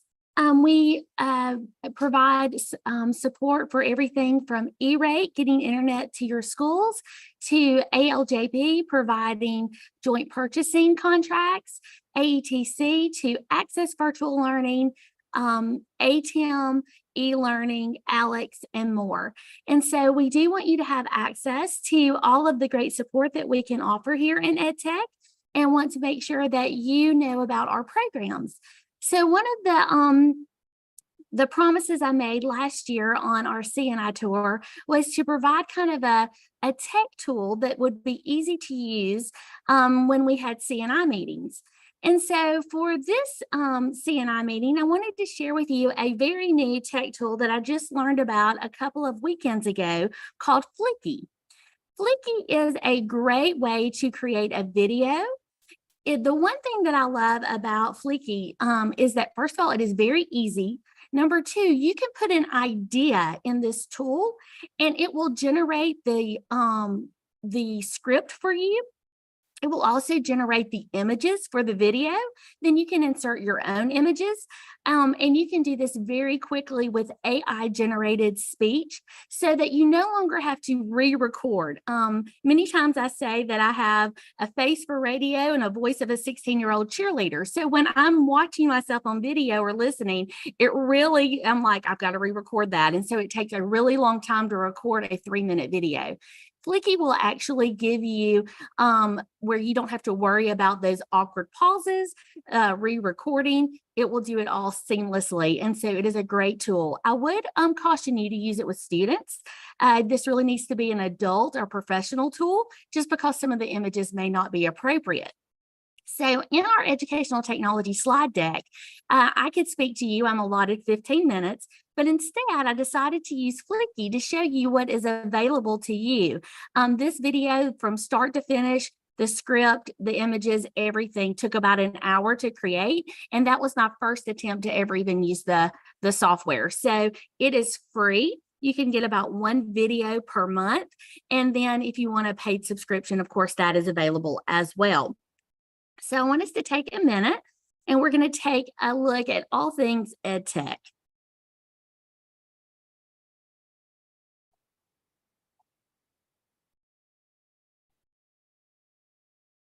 Staying ahead in the ever-evolving world of education, staying ahead with the latest tools and resources is crucial. Today, we're excited to introduce some educational technology programs available to you and your schools. Let's dive in. First up, we have Access Virtual Learning, a vital resource for schools statewide. With courses taught by certified Alabama teachers, Access offers a lifeline to schools struggling to find qualified educators while providing equity for course offerings. Access is beginning to offer more synchronous learning opportunities. This can include a mixed or hybrid approach. Please reach out to your support center if interested. We are also in the process of hiring success coaches for some subjects to help provide tiered instruction and tutoring for Access students. But that's not all. If a school needs standards-aligned activities and rigorous curriculum, Access has you covered with Access franchise content. Unlike other resources, this content is created by Alabama subject matter experts and rigorously vetted to ensure standard alignment. Every online course comes with a complete curriculum package, including pacing guides, content, activities, videos, assessments, and more that teachers can download and use in their own classrooms. Next, we have Alabama Technology in motion with 11 regional specialists ready to provide professional development and coaching. From robotics to drone soccer, our specialists are ready to help. They specialize in helping teachers implement the digital literacy and computer science standards in grades K-12. Their engaging activities can be integrated across the curriculum. Technology and motion specialists are also skilled in helping teachers increase student engagement with technology integration tools. And don't miss out on virtual field trips beginning this month. Teachers can sign up for free, offering students the chance to engage in a fun way with others across the state and beyond. Also, girls engaged in math and science activities will begin soon. We are expanding to 5 locations and opportunities this year. When teachers are looking for course of study standards, look no further than ALEX. ALEX and alabamastandards.org have all current courses of study, along with teacher resources aligned to content standards. Finally, we have regional technology coaches ready to assist with your needs related to PowerSchool SIS and Schoology. Our team is here to support you. please reach out to us by submitting an EdTech Help Desk ticket. Our team is ready to assist. Together, we can empower educators and students across our state because, in the words of Michael Mullenweg, technology is at its best when it brings people together.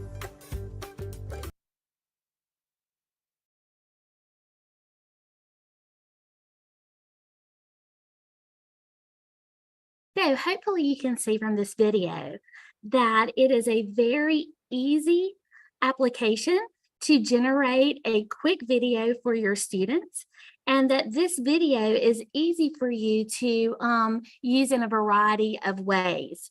So I'm going to click out for just 1 second. In the ever-evolving world,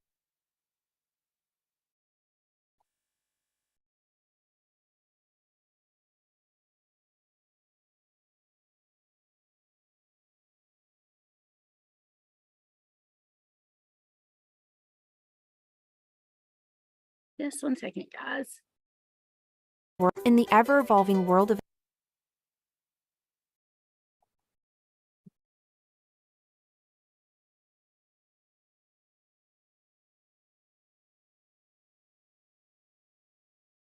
So when you're thinking about the information provided in the video, as we're looking at educational technology tools, one of the things that I would love for you guys to put in the chat is to share an EdTech tool that you use for engagement or for professional use that you found super helpful over the past few months, maybe a new tool that you've used in some way that is familiar to you and that you find high engagement or leverage it for professional use. So just go ahead and add some of those in the chat.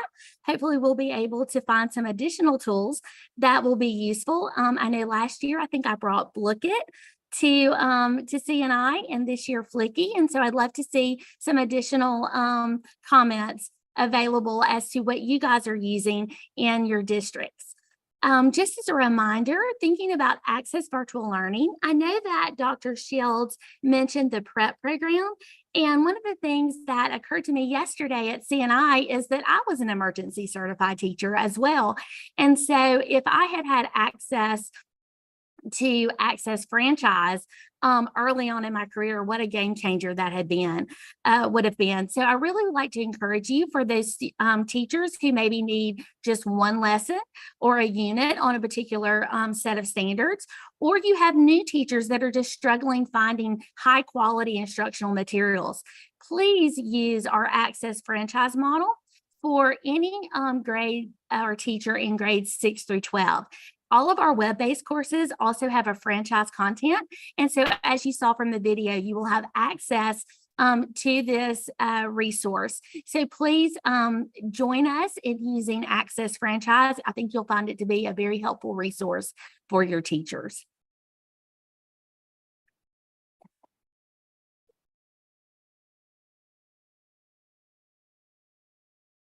With that, if you have any questions or you need support in any way, I would like to encourage you to please complete an EdTech Help Desk ticket. We here in Educational Technology are here to support you. So thank you. And now I will turn it over to Dr. Karen Anderson.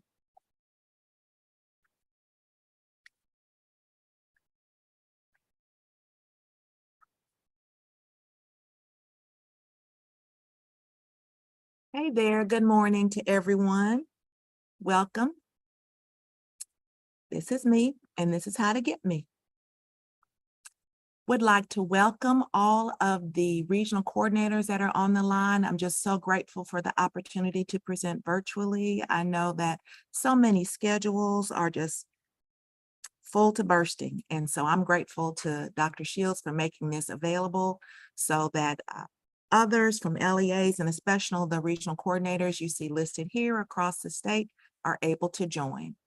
And this is just a little table of contents for the presentation. We'll discuss recommendations from the task force, expectations for instruction, and an ALSDE-PLU. It was recently approved. We're so excited. It's called Partnerships for Progress.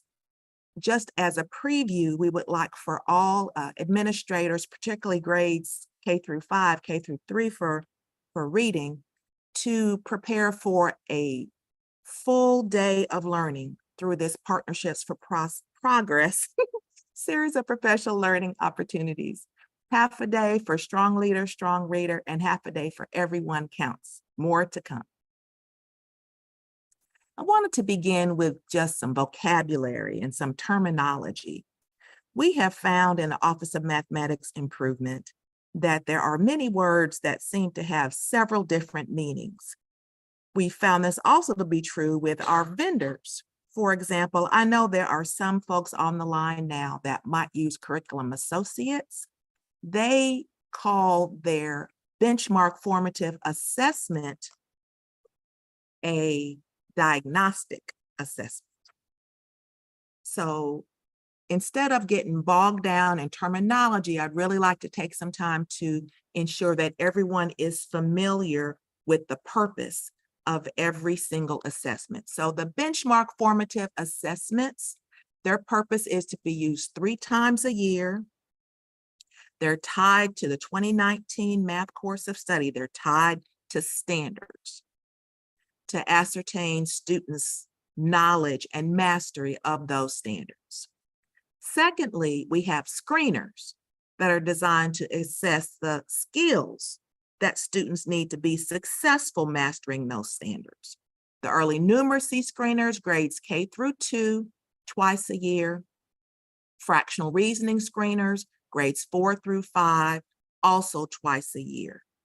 The fractional reasoning screeners, as of today, September 20th, 2023, do not exist. An RFP was pushed out for vendors to create a fractional reasoning screener in May. As of today, no fractional reasoning screener exists. There is currently an RFI that is out to request the creation of a fractional reasoning screener again. Don't think that will be done before November. I apologize. The task force has been working hard, but it just has not been able to be done to date. So please stay tuned. We're in the process of, the RFI is out at this point, and we're hoping to have fractional reasoning screeners in place by November. Those classroom assessments that are designed as, might be called diagnostics, it might be called formative assessments, but those are those quick checks. Those are those daily informal assessments that might be tied to your curriculum to ascertain students' learning as well. Based on data gleaned from all 3 of these assessment tools, the Numeracy Act states that immediate intervention shall be provided. And the task force has presented and recommended these intervention resources for your review and use. So going back through, you'll see hyperlinks in a couple of places that will take you directly to the memos. So the overall memo with all of these recommendations can be found at the top of the page. So the formative benchmark assessment, previously referenced as the early years assessment in grades K-3. For this year, you can see the 3 vendors that are recommended. The Elementary Math Task Force for years beginning 24-25 and the 2 subsequent years are Curriculum Associates and Edmentum, designed for grades K-5, 3 times a year, again, tied to standards. The early numeracy screener is for grades K-2, also designed to be used this year and for the next 2 years. So they're effective for 3 years, beginning with this year. And you can see the vendors that are recommended: Curriculum Associates and Forefront. The fractional reasoning screener, we've already discussed that it's not available to date, and as soon as it is, we will push that information out. The intervention resources are also available from Curriculum Associates, which is iReady, Heinemann, Do the Math. Now, teacher created materials is not the same as Teacher Pay Teacher. That is a separate vendor, and their intervention materials are called Focus Mathematics Intervention. The memo that's referenced here, again, you can see another link to the left, lists the assessment windows. Now, as you dig deeply into this memo, some of the assessment windows either bump right up against each other or seem to overlap. This is our year of grace, and we really wanted to cast a wide net and make sure that LEAs had an opportunity to assess as it met their needs.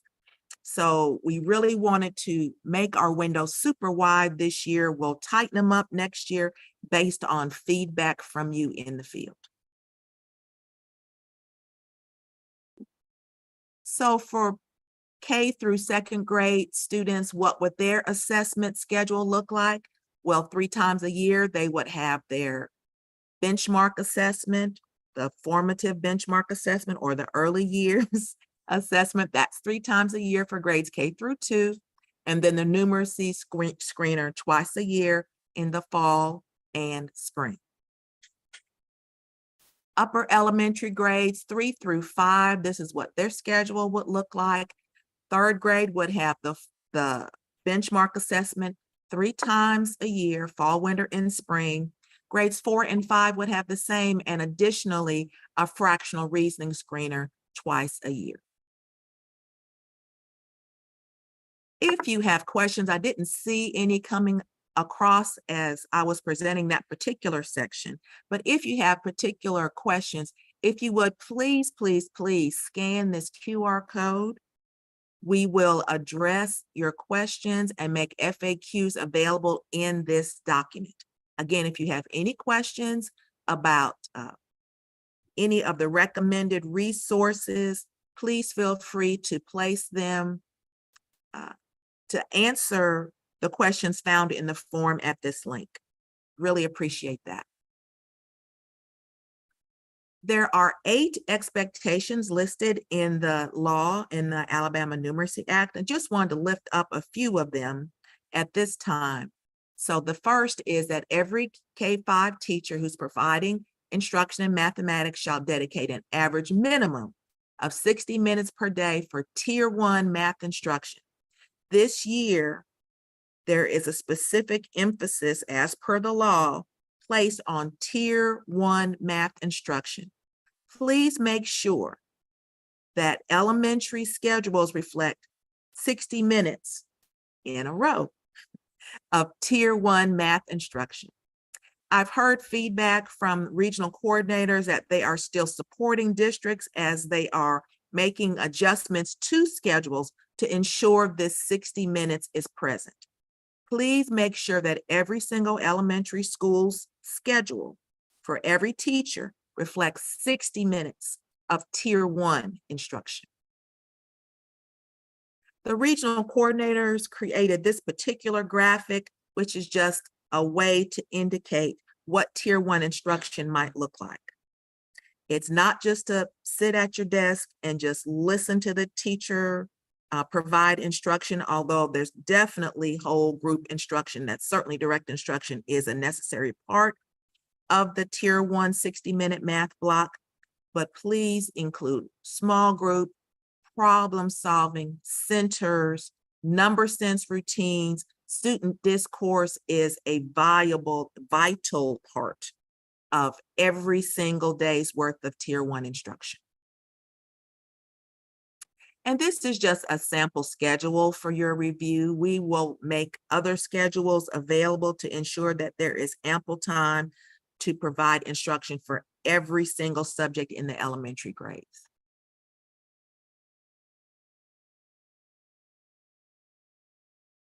Another expectation, we spoke about discourse earlier, is to provide a learning environment that promotes student reasoning, discourse, questioning, and critiquing the reasoning of their peers.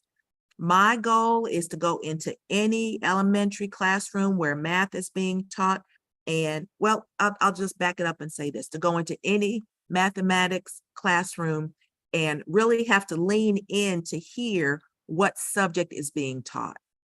Discourse, student reasoning, questioning should be part of every single content area. So we really want to see students talking, sharing. The way one person solves a problem might be different than the way I solve. And I'm sure that I'll learn more efficient, effective methods, but it's through discourse that I learn and begin to own that content for myself as a student. There are 20 expectations for building-based math coaches. You heard from Dennis Engel with ALSDE earlier about building-based math coaches. The law is very specific about what those coaches are expected to do. And those expectations are found in the law on pages 24 through 27. This is clearly not all 20 expectations, but I want to focus on the one where we see the arrow pointing. Focus solely as a mathematics coach. I have received feedback that mathematics coaches are being asked to serve as technology coordinators, to serve as quasi-administrators when an administrator has left the building.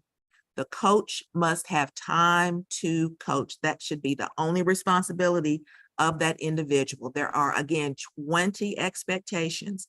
There is really no time for the coach to do anything but coach. In terms of administrator expectations, there are found in a few different documents, certainly in the law. The list of 8 teacher expectations states that every teacher providing instruction in a K-5 classroom in mathematics shall implement all of these expectations with the full knowledge and support of his or her principal. So it is incumbent upon the principal to be aware of those 8 teacher expectations and to facilitate or to create structures so that all of those expectations can be effectively implemented by all teachers, and to expect that those expectations be implemented in the classroom. There's an expectation also for the principal to work with the math coach to develop a strategic plan for mathematics, really just to ensure that mathematics improvement is a goal. That goal might be placed in the school's ASIP.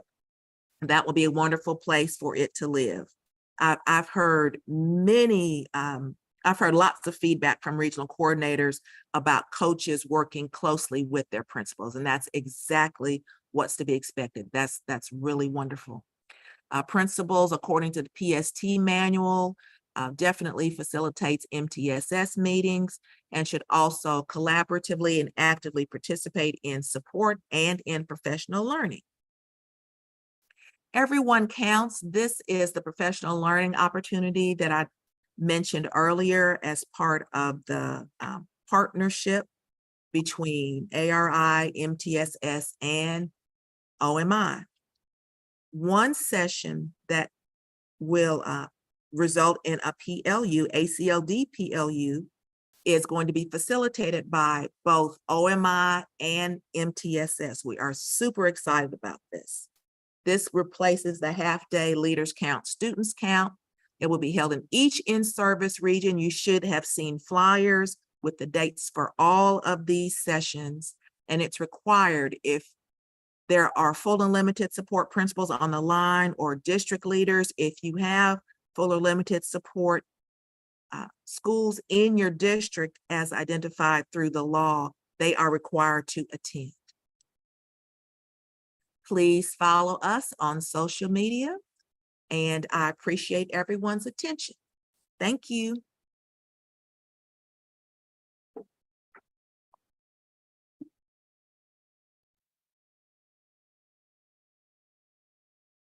Hello, I'm Tyler Merrill, and I will be representing the Special Education Services Department today.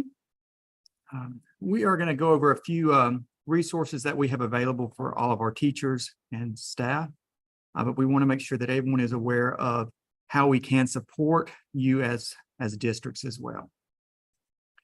Up front, we have the plain language of special education. I know in education and principals, secretaries, teachers, a lot of times we get asked questions about special education, the process, or parents come in and they want their child referred. And we always want to be careful of how we respond and what we say in reference to special education and process. So if we're ever in doubt, we encourage everyone to refer back to the plain language of special education. It's in a format that is very easy to understand, and it can be helpful also in showing the parents and explaining to them what the process is, outlining it for them, and kind of giving them a time frame. We just want to make sure that we don't answer things off the cuff and put ourselves in a situation that we really don't want to be in. So again, if we haven't read this or used this, or you don't have access to it, we advise you to use these links and at least have a copy readily available. The Science Task Force, I'm not sure how many of you are familiar with the DIG, Differentiated Instructional Guides. We've created one for math and reading, or ELA now, and for achievement standards.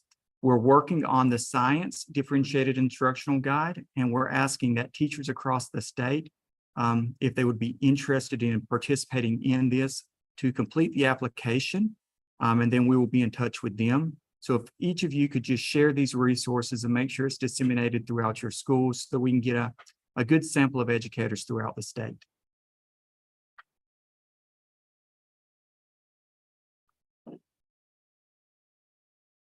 Within the Department of Special Education, we have 3 different teams. We have a team that focuses on monitoring, a team that focuses on technical support and answering questions on the day-to-day basis.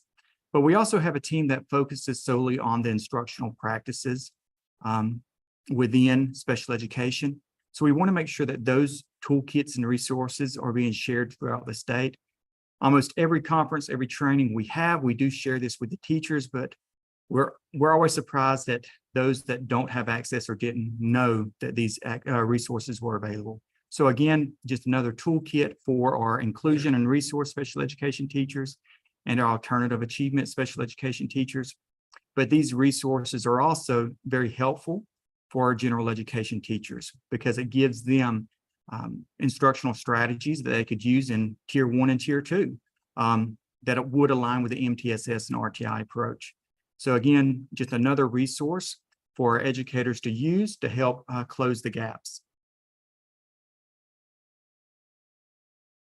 We just hit on the differentiated instruction guide, but here is a link to all of the course of study or the standards from kindergarten on up to 12th grade. And it is broken down in a way that could be easily scaffolded to provide that direct instruction in the classroom. On the right of the page, you will also see how it can be used in the IEP process and to help guide the instruction. So it's a step-by-step guide. And when you compare the guide to the differentiated instruction guide, the actual resource, you'll see how it aligns and how beneficial it can be to providing quality instruction. We also have some upcoming training opportunities we want to be make sure everyone is aware of. We have partnered and working with Linwood to provide behavioral severe problem behavior training. There's a QR code and a link for that. So we want to make sure that our teachers, especially if we are facing these problems within our schools, that we do sign up and gain access to this training so that we can better implement these practices. And then we also have alternative achievement training going on throughout the state. So within that, you can register at the bottom and click on the links. And again, any of these resources, you can always reach out to us at the State Department. We can ensure that you have access. Coming soon, and we've actually already started implementing and having these in the past, they were called bite-size or mini sessions. Now we're referring to them as shorts. And so a couple times a month, we will have 1-hour trainings, professional learning series, where we will provide, whether it be instructional practices, interventions, helpful information to drive quality instruction. So they'll last about 45 minutes of instruction, and then it'll be open for about 15 more minutes to answer questions, elaborate more, or to ensure that the understanding's there. And again, this will be this is shared on the following link where you can see the series the dates, and register for these upcoming events. As well as the ongoing professional development that we're providing, as we complete and convert the trainings, we are uploading them to our YouTube channel. So you can always access pre-recorded or older trainings here. So we recommend that, sometimes we guide our teachers to these so that we're not having to always answer the same questions, or if we see common trends within our districts or schools, that we use these services to provide that universal training to our teachers. Again, here's another QR code to our link tree that will provide a lot of resources and information for behavioral supports. So if we're having or experiencing behavior issues with our schools, check out the Glenwood training that is being provided, as well as this resource to provide more direct guidance. Here is our QR code and link to our link tree. Within our link tree, you're going to gain access to a lot of different resources, whether it be specific to a disability, to a team or approach. If we haven't checked this out, we highly recommend that everyone check this out, because these resources can be beneficial to all instructors, all teachers, not just special education. But we really want to make sure that our special education teachers have access to this and are using these resources.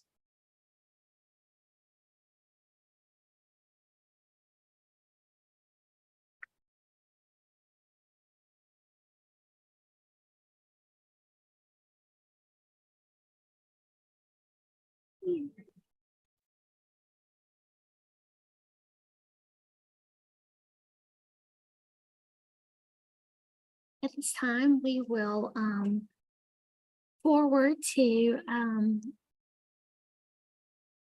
career and technical education, so that Dr. Pohl could go ahead and present on information and updates regarding CTE.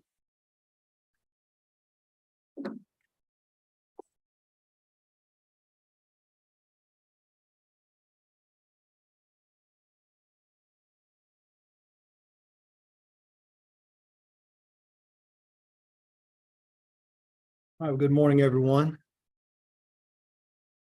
Work through these updates related to career technical education and workforce development. As mentioned earlier, in a couple of other presentations, we're working on courses of study in career and technical education. Currently, we are rewriting Arts, AV, Technology and Communications, Human Services, and Health Sciences. One thing I would say is that may be of interest to you is working hard to align standards from health science courses in CTE to science courses, so we can hopefully provide some embedded credit opportunities for students that are very interested in the health sciences pathway. We've been updating courses of study in career tech for the last 3 years. They hadn't been touched since 2008.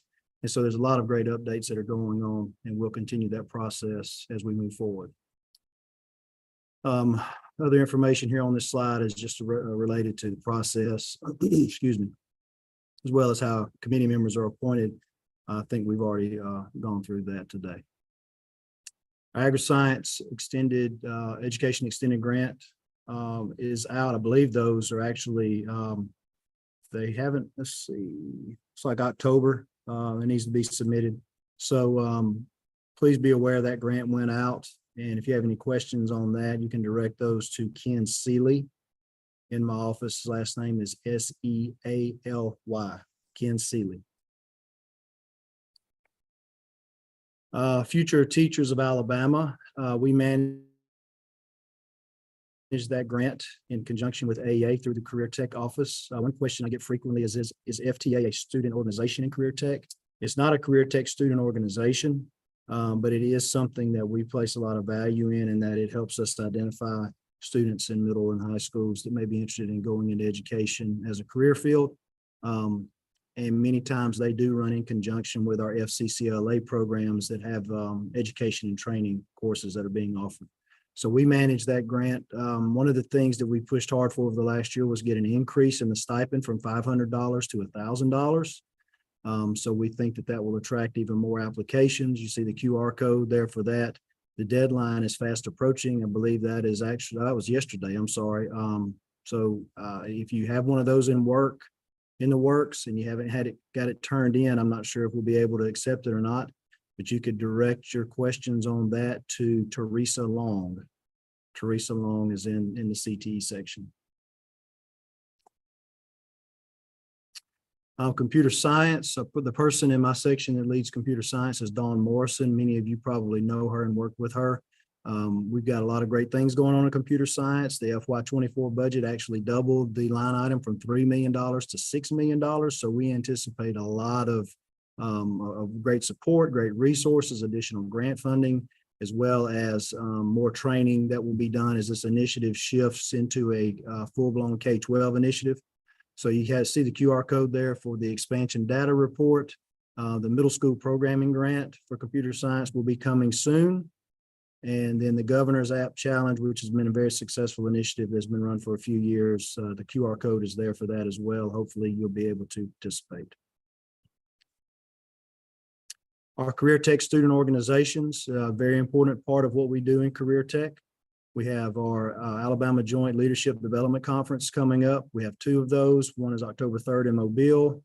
The other is October 5th in Huntsville. And then there is a third one that is a virtual opportunity for students and chapters that may not have been able to attend due to other conflicts.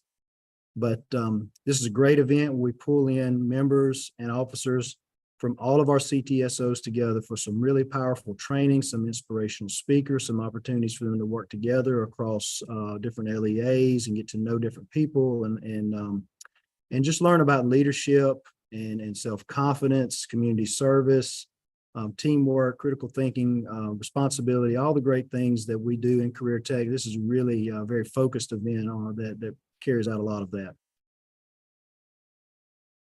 If you have any questions on JLDC and how to register, Craig Collins, who works in my section, is the contact for that. Craig Collins. All right, and I believe that's all that we have. Next up, we certainly saved the best for last. We have Stacy Royster coming to go over some Power School updates. Thank you.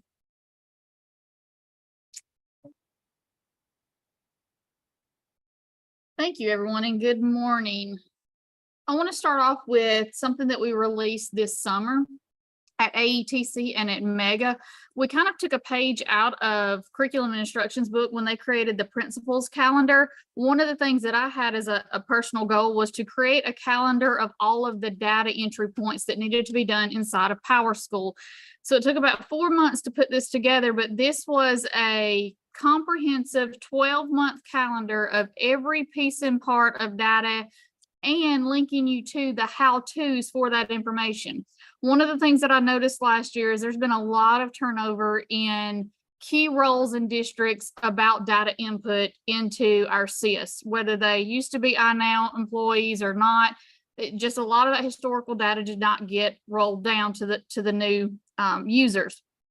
So what I wanted to do is to make some kind of document so no one would get blindsided in what it is they needed to do into a school district. The last thing you want to be as a new person is to know that you have a report due to the state in 2 weeks and nobody told you about it. And so you're scrambling to figure out how to get the data in, how to check the data and make sure that your data is submitted correctly to the State Department. So with this right here, you're able to go through all 12 months and see what is specific for that date and time. So if you were to look at this link and go into the calendar for right now in September, you would see that we are working on making sure your no-shows are coded properly, that you have declared your programs for all of your schools for Career Tech, that you have started getting ready for your 20-day submission of report next month. And you'll notice that in here, anytime you have that blue hyperlink, so for example, in this June document that we're looking at, over on the right and implement, it says ensure students are to be promoted, retained, and graduated. When you have ensure and it's hyperlink, that means I'm linking you to the actual report you run inside of Power School that will help you lay eyes on what data are associated with those students. And so where you want to ensure students are promoted, retained, and graduated, there's a link there, because if you click on it, I'm going to take you to either the video or to a printable document that will walk you through step by step how to actually perform whatever it is that we have highlighted right there. If you see anything in red, for example, in the left-hand side of the checklist for review and identify, there's going to be system report, school enrollment audit. Those are breadcrumbs inside of PowerSchool that's going to take you to a report or some function that should be run during that month to check for good data inside of your district and any issues that may arise where you would find them. So hopefully this will help districts to, one, look at the entire school year to actually see the brevity of what information has to go in PowerSchool to, so that you can make sure someone is over and accountable for that information. That way nothing falls through the cracks. I also added in things that administrators at elementary, middle, and high school should do to assist the student information systems admin, because in reality, everything can't fall on their shoulders. When it comes to making sure your teachers have entered the correct grades for students, because remember, when that report card goes home, it's got that principal's name on there. So we want the principal to know that there's these 3 reports you can run as a principal that will tell you if there's a mismatch in grades, or somebody had a course schedule, but a grade didn't get stored, things such as that, so that you can make sure the most accurate information is actually presented to parents with your name on it. The next thing I want to discuss are the Literacy Act page updates. And back in May, Bonnie and I hosted a webinar where we went through this page and showed everyone how to enter in that information for last school year so that she could report on it this upcoming legislative season. So I also mentioned in that webinar that at the end of August, this page would get updated because we had to move from what I call a flat page, where you had 1 entry for summer reading camp and promotion and retention, to multi-year, because there will be reading camps offered multiple years for some of these students that you want to document. And if you do have a 3rd grader that is retained, you will need multiple years of that promotion and retention status noted on here. So we went to what's called a one-to-many table inside of here. 2 weeks ago, I actually linked the directions in my weekly newsletter to how to now update this in mass, because it's slightly different since we're in a one-to-many table instead of that flat table. So please make sure you have those directions so that you can get that data entered in for Bonnie. I know that deadline might be right here or might have just passed last week. I'm not sure, but it will help you to get this information entered very quickly.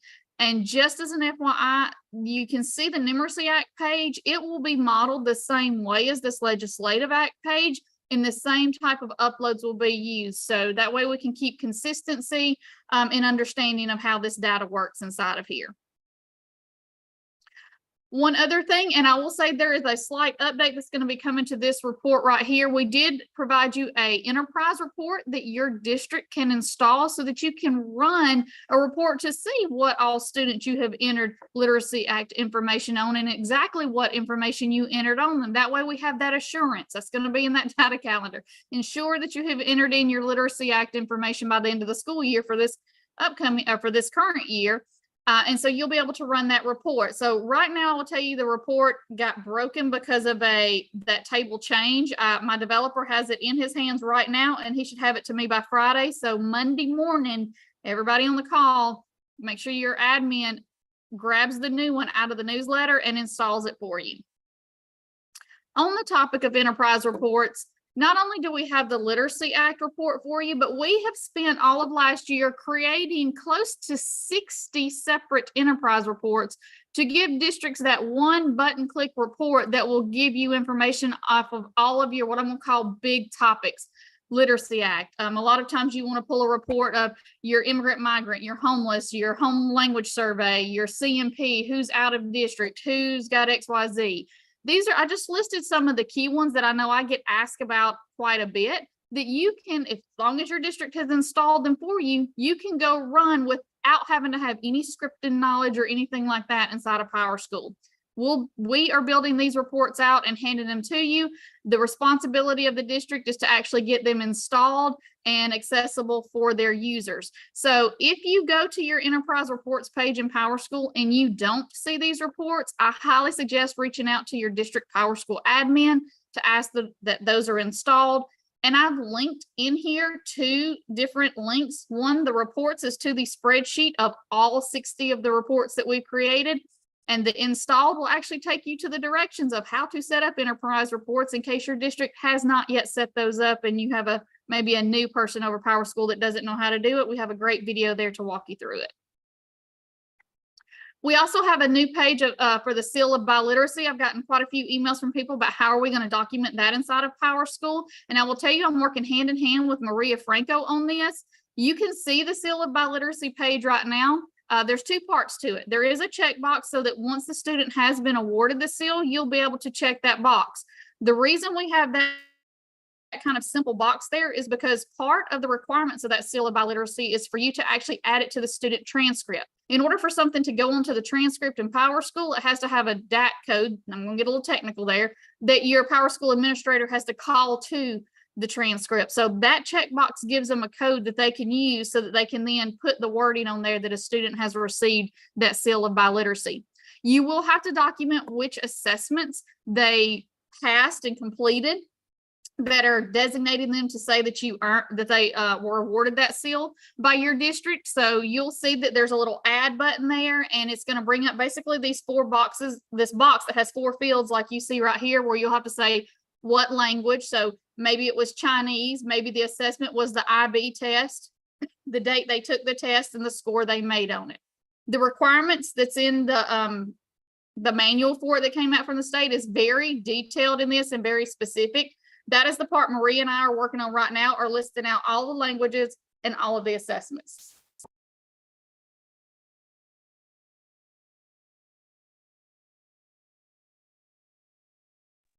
I apologize, y'all. My COVID cough has not left me yet, and it's been a month later.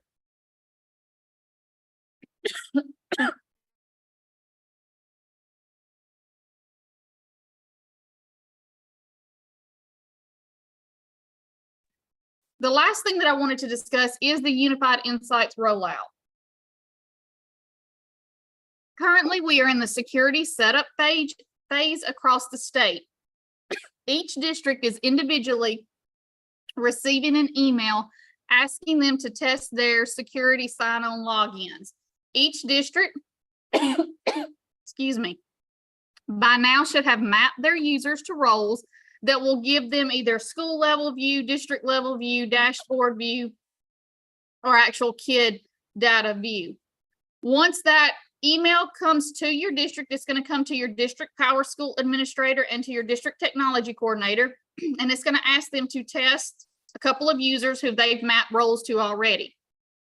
Once that email comes to you, this is how you will gain access to Unified Insights. From inside of the SIS in the admin portal, you're going to use what I call the little flyout window, which is that rectangle or square box with the arrow coming out of it. Kind of the same way that we go into special programs, not inside of the app switcher. I've had a few people ask, could we do that? Unfortunately, we can't do that on a multi-district implementation. So we will always have to go through this applications window. You'll click on the Who Knew It Unified Insights dashboard link. And when you go into that link, it's going to take you, well, my page is not doing. Let's see if I can get it to move. There we go. To what appears to be a username and login page. However, no one will ever use a username and password. You will actually click on that highlighted single sign-on link that's above the username box, and you will choose your district's domain from the list. And as long as you have been given a role to log in, you will pass through and begin to see your dashboards. You are more than welcome to start poking around in there once your district receives that email and start looking. I will say there are some dashboards where you're still working on getting finalized, like discipline is not finalized yet, and neither are the assessments. But if you want to poke around and just jot down any notes of any anomalies you see, feel free to, because once everyone has confirmed that they can log in across the state, myself and the coaches will then begin data validation webinars and trainings with you. We will also have very specific part of our kind of package of this, PowerSchool training all across the state on all of this. So all of that is coming up in the future. And when we start those data validations, we'll dive deep into each of these dashboards to explain to you what you should expect to see in your district. And then you can, pick 5 or 10 students to actually validate you are seeing what you should. And if not, and there's any data anomalies, I will say sometimes it does involve some data cleanup on the district side where maybe something is not correct over on the student information system pages. But usually it's very quick, and we've seen lots of good things so far from, I will say currently we're about 30 to 35% of the way through the state verifying their login with districts. So we're hoping by the middle of next month to have everyone verified, and we can start doing all of this data validation and get you well on your way to using Unified Insights. Once we get through the dashboard validation and the dashboard use, we will then turn our attention to the actual student plans that we've all been waiting for. So this is where we'll see the SRIPs, the Literacy Act portfolio, and tons of other plans that we'll be developing for you to use out there. And then once we get through the student plan phase, we will then move on to the MTSS interventions phases. So we are kind of chunking this out because the last thing that we want to do with this big rollout is what happened with SIS, which is we fed you everything at one time with a fire hose, and that was very, very overwhelming. And we don't want this to be that way because this is very important and really focused student centric. So we're going to take it in small bites, tiptoe our way through it so that we get foundational knowledge before we start growing it. That's the old math teacher coming out in. We're going to build those roots, and then we're going to build those branches so that we can stand tall with this. So more information coming about that. And I appreciate each of you and all the hard work that you have been doing using PowerSchool and reaching out to us when needed. One other point I wanted to make sure you are aware of is the Alabama PowerSchool website, which is where you can go for literally everything PowerSchool related in the state. I received an email from someone this morning, from a principal, that said, Stacey, do you have a video of how to do attendance in PowerSchool for some of our new users? And I said, I absolutely do. And so I sent her the link to this, because if you have brand new people that are having to put in discipline, enter attendance, or you just want to learn about reports or look for an old copy of one of the newsletters that I've sent out, this is going to be your go-to. I always say, go here. You usually can find everything you want. If you can't, email myself or the coaches. And then once I get emails with questions that I don't have answered on here, then my next job is going to be to create that document or create that video so I can put it on there for the next person. So hopefully you find this helpful and good for your users.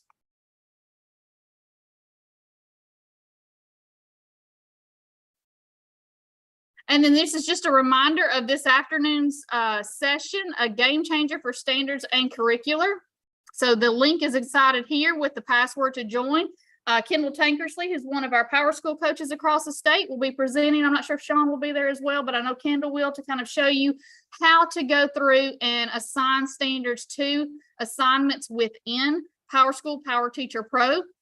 It's very quick and easy, and a lot of data can be gathered on what you are doing with standards and with your actual assignment knowledge of them throughout PowerSchool. So I highly, highly suggest everyone join that if at all possible.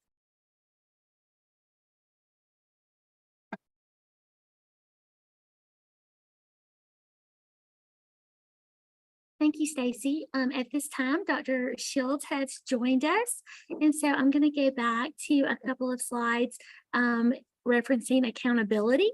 And so give me just 1 second as we turn the mic over to Dr. Shields. Thanks, Sue Ellen. Can you hear me okay? I was having some mic issues. It looks like it's working now. Okay, good. I'm seeing some thumbs up. Thank you. Yes, and sorry I had to step away.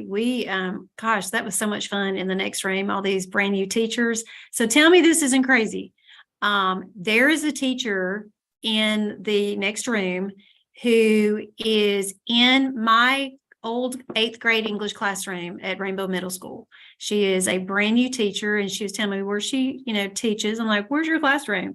So she's teaching the exact same subject. She's actually in the classroom where I did my national board certification back in '99. So crazy and wonderful.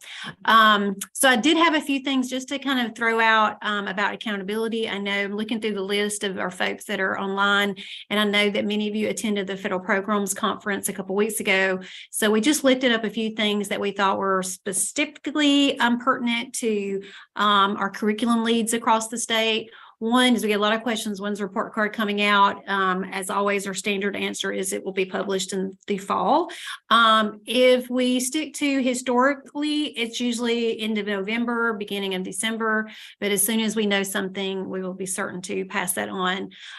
Just a quick reminder about the federal report card. Those TSI schools are identified annually. So that is different from your ATSI schools and your CSI schools. If you have those in your system, ATSI and CSI schools are identified every 3 years. But our targeted support and improvement schools, which are identified for subgroup gaps, are identified annually. Now, while I'm talking about that, I know there's been some conversation about what happens when or if an ATSI school becomes a CSI school. So what we've done is we've, at the very bottom of this slide, if you're like, I can't even remember if we had an ATSI school in 2018. In 2018 is the list of the ATSI, CSI, and TSI schools from 2018. So according to our ESSA plan, our ATSI schools were to have 3 years of that status to be able to show growth from that baseline year. Schools were, it was 2018 data that was used to identify schools for those different criteria. So 2018 is your baseline year. 2019 was the first year that you could show growth. So that's year one. Of course, we know what happened in 2020 and 2021. So scrub those. And then we had 2022, which is year two. Last year was 2023. So that gives us 3 years of data to see how those schools that were identified as ATSI schools had improved from that first year of identification. If those schools did not show growth from that first year of identification, then they would become CSI schools. All of this information is provided on OSI's differentiated support guide, which was on our SWAY earlier. If you're wanting just some language, maybe if you've moved into this role and you're like, I don't know what all that stuff is, we have created a document that really kind of outlines the ESSA identifications, what that means, and what those expectations are. Do remember last year, new CSI schools were identified, as well as ATSI and TSI schools.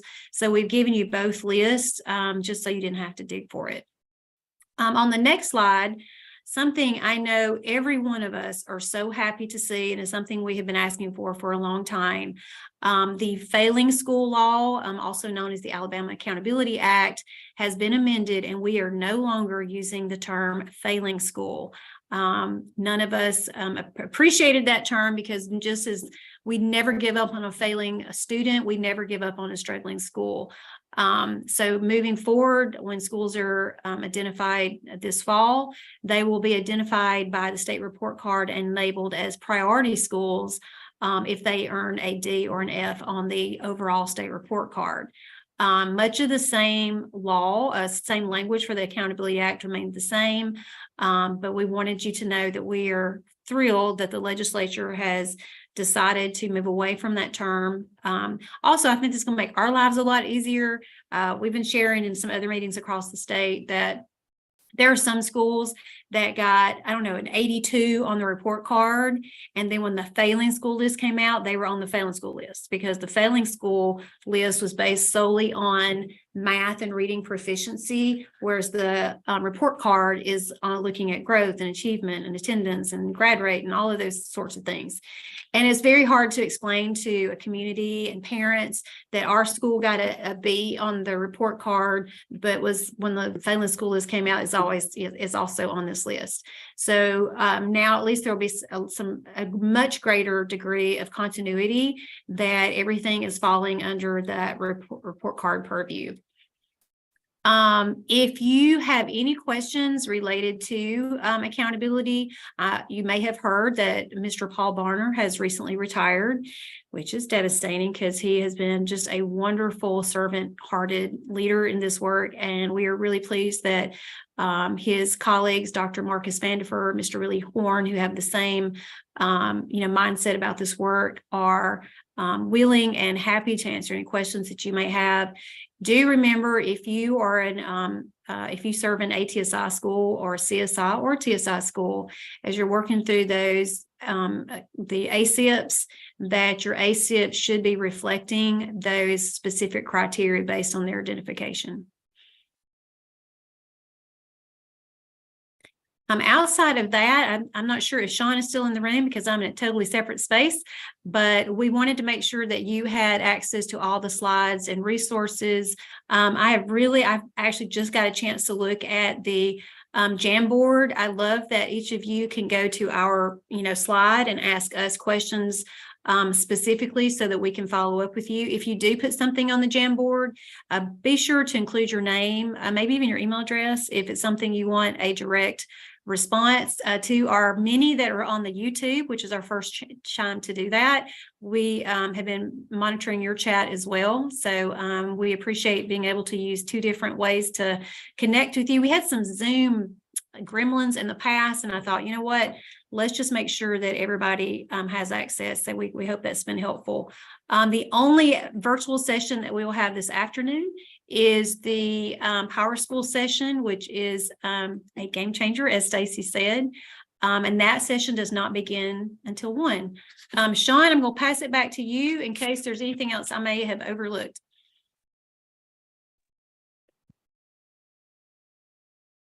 Well, I'm not Sean. So Sean is not in the room. I think he had another meeting he had to attend. So we do have Bonnie and Dr. Anderson and Stacy in the room. If anyone has questions, if they want to add those questions to the Jamboard, Sean is communicating on the Jamboard with answers. So if there are specific questions regarding instructional services, we can get those answered as well. We also wanted a place so that you guys could, sometimes questions get lost in the chat and you're trying to scroll and find the answer. So we were trying to have a location that you would be able to go back and see those questions answered as well.